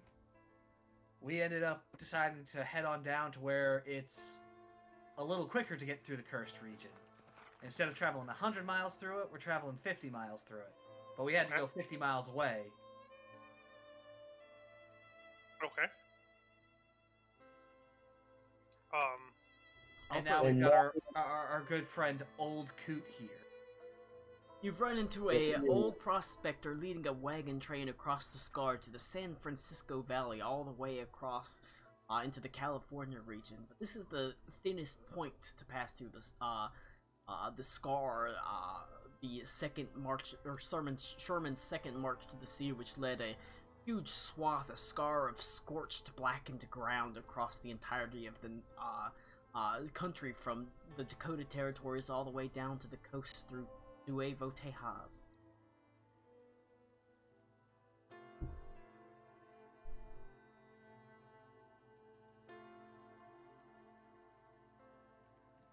He has offered to go to travel across this land, and all he asks in return is that you sit and listen to his stories. And he just got done asking if you knew anything about the city of Brass, or El Imperio de Letton.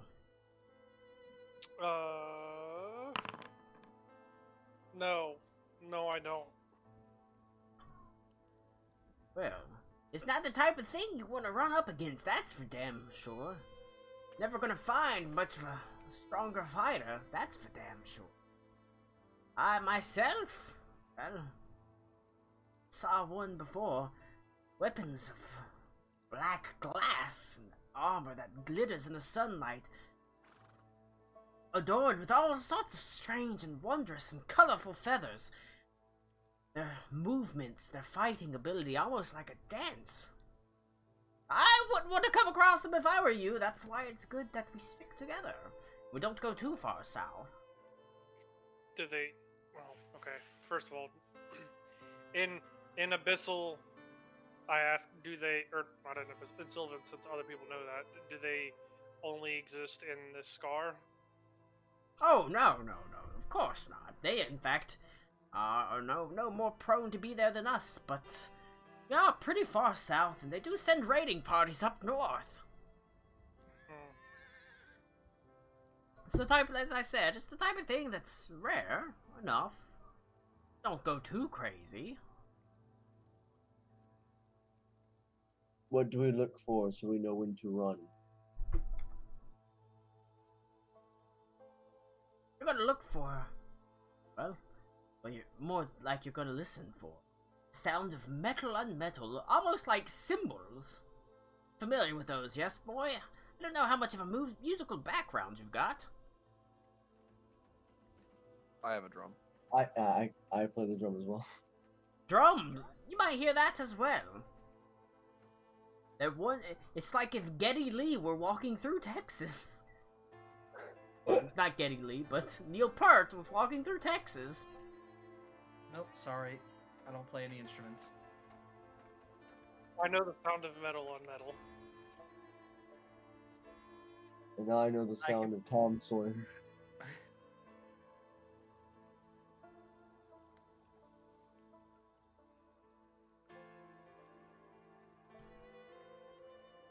Well. Can't hear the armies with their war cry.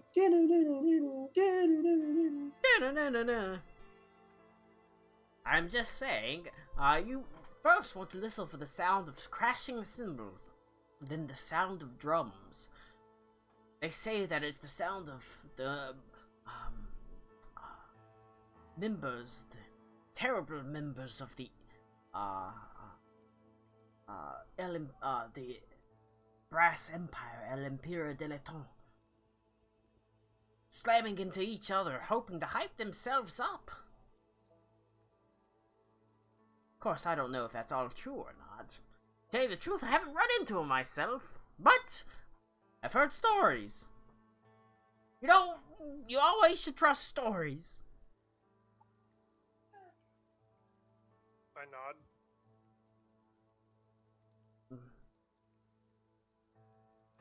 Alright. Keep your eyes out. Keep your head down. And I think we'll be okay.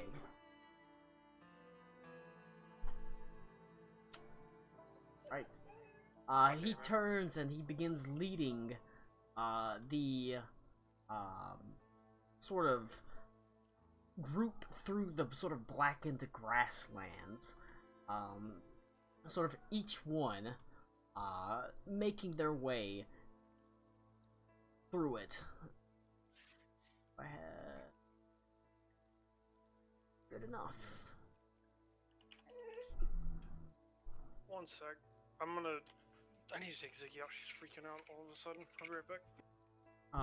As I have thrown up, if you see, what is the map of Nuevo Tejas, basically. Now, as I can actually look at him now, you're passing through the scar. Big scar.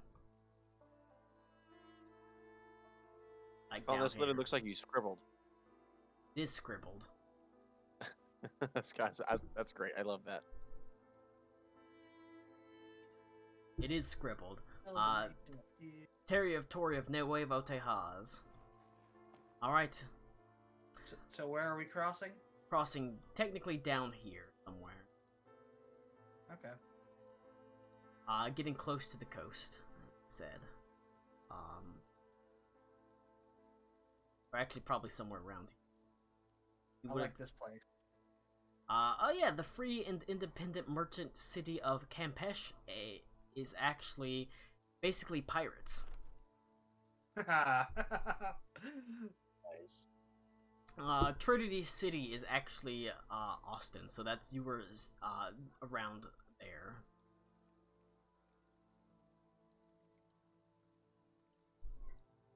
All right. You. Well, I have to roll for random encounters actually. Oh boy. As you're walking across the 50 miles of sort of blackened land, the winds begin to swirl. Ash and sand begins to sting your eyes as you're caught in a terrible sandstorm. The horses begin to sort of buck wildly. Give me an animal handling check.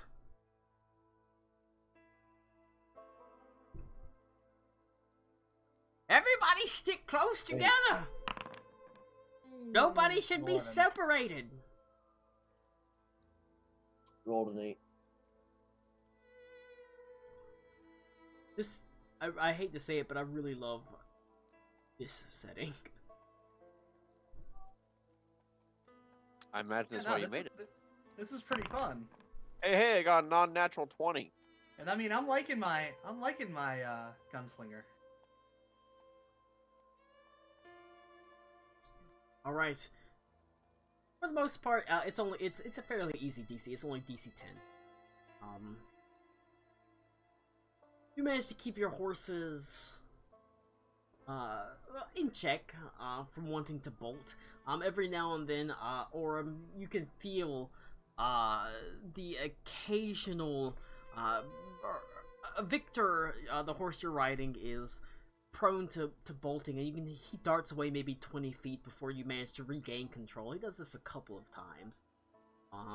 In and amidst this swirling storm, just sort of vortices of ash and dust that swirl around you, every now and then making sort of strange funnels, and whenever you look up through these funnels, you can see formations of gray clouds that, every now and then, you're not sure if you see almost like lightning, but there's no rain that's running. It's almost like there's a storm above you. You're not sure if it's some sort of strange heat lightning or something like that, but the lightning sort of illuminates formations in the clouds that almost look like skulls or great sort of faces that are looking down through these swirling vortices as you pass through this strange and cursed region.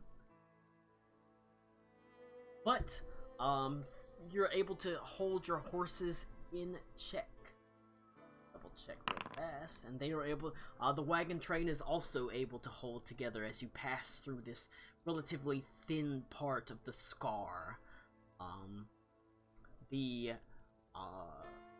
Soon the vortices begin to die down, and on the other end you can see, much to your relief, sort of not beautiful green grass. It's not some sort of lush and verdant valley. It's the same sort of scrubby brown grass you saw before, but it might as well be a oasis in the desert.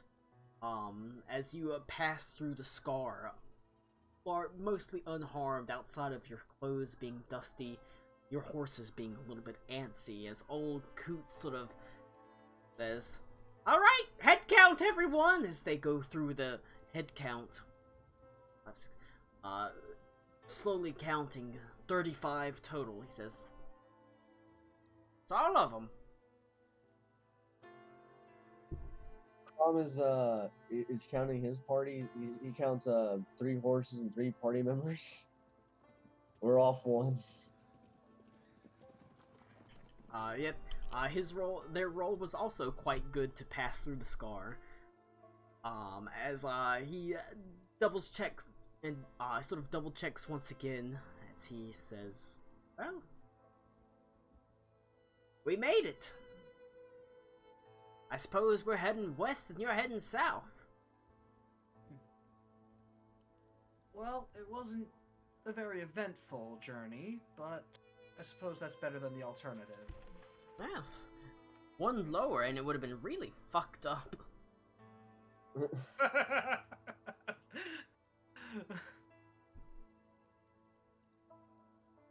appreciate your company. I consider you my best friends now. I hope to see you again one day. We're totally gonna see him again. We will probably never be in this setting one day. It's a setting that is I've made up that is now being run on the fly. Nah, we're gonna get down there, and he's gonna be like, "Oh, you didn't know I was a necromancer the whole time." I am actually the old coot. They all call me Old Coot Tibbles Dumont.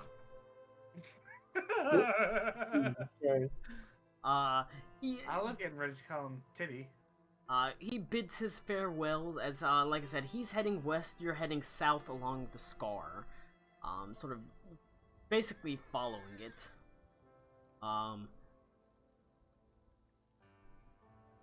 Eventually, the horse is moving at a rather impressive speed, and you, asking around, are able to find the Dumont plantation, or at least hear of it. After maybe a week or so of travel, like I said, you move about 50 miles per day. I'm sort of 40 to 50 miles per day, so it takes 4 or 5 days, resting and all that sort of thing. You do hear of the Dumont plantation, but every time you ask someone of it, you can see their face falls, almost as if a shadow passes over them, their brows furrowing, many of them sort of saying that they don't want to talk about it at all, and those that are willing to talk about it, saying nothing more than it is an awful place. A place where souls go and they can't die.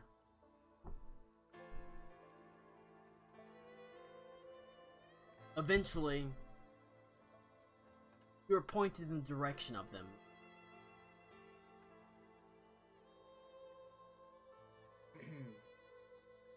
And as you travel onwards, you can feel it's almost as if the air itself becomes heavier, more humid. Perhaps it's the summer weather and the heat on the rise and deserts of Nuevo Tejas, but perhaps it's something more sinister. You pass by plantation after plantation, most of them fairly small. Quite a few of them I'm back. you're disturbed to see appears to be great fields of various crops, tobacco, which would not be grown in Texas, but we're not worried about that. Great fields of ephedra, silverleaf, cotton and flax. In and amongst these rows of towering stalks, undead, zombies, skeletons. Each of them, none of them having to be chained, each of them bound by the will of the necromancer that pressed them into their slavery. They crudely wield their implementations of harvest, scythes, and mindlessly chopping away. Most of them are small. You arrive at the Dumont plantation, passing down a large avenue that is lined with towering southern oaks. And from these southern oaks hangs nooses, warning. Don't see anybody hang. Even so, the message is clear. Passing through this place is is perilous, dangerous. Only those that are welcome to pass into the Dumont plant.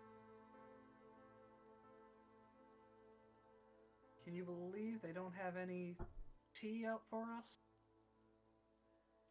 You see, there are massive fields of various different crops that sort of you can see off in the distance, and you can see the shambling forms of the undead moving through them, slowly harvesting them. Not as quickly as someone that had the strength and vigor of life within them, but each of them dutifully and in disturbing number. Hundreds, maybe even thousands. Almost like a great abomination, the white walls of the plantation house itself. You can see like a pair of predatory and vicious eyes. The lights, the upstairs windows glow as it is beginning to set dark, twilight descending.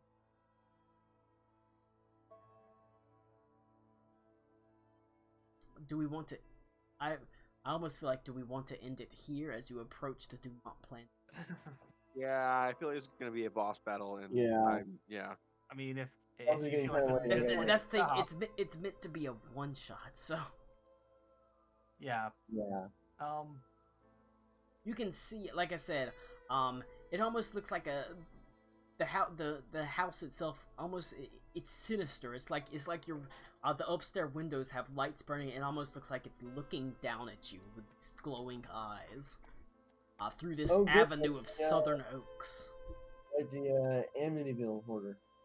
I can never fucking pronounce that damn thing right. Amityville Horror. Yes, That's a mouthful Yes. every time. it looks down at you, and you can feel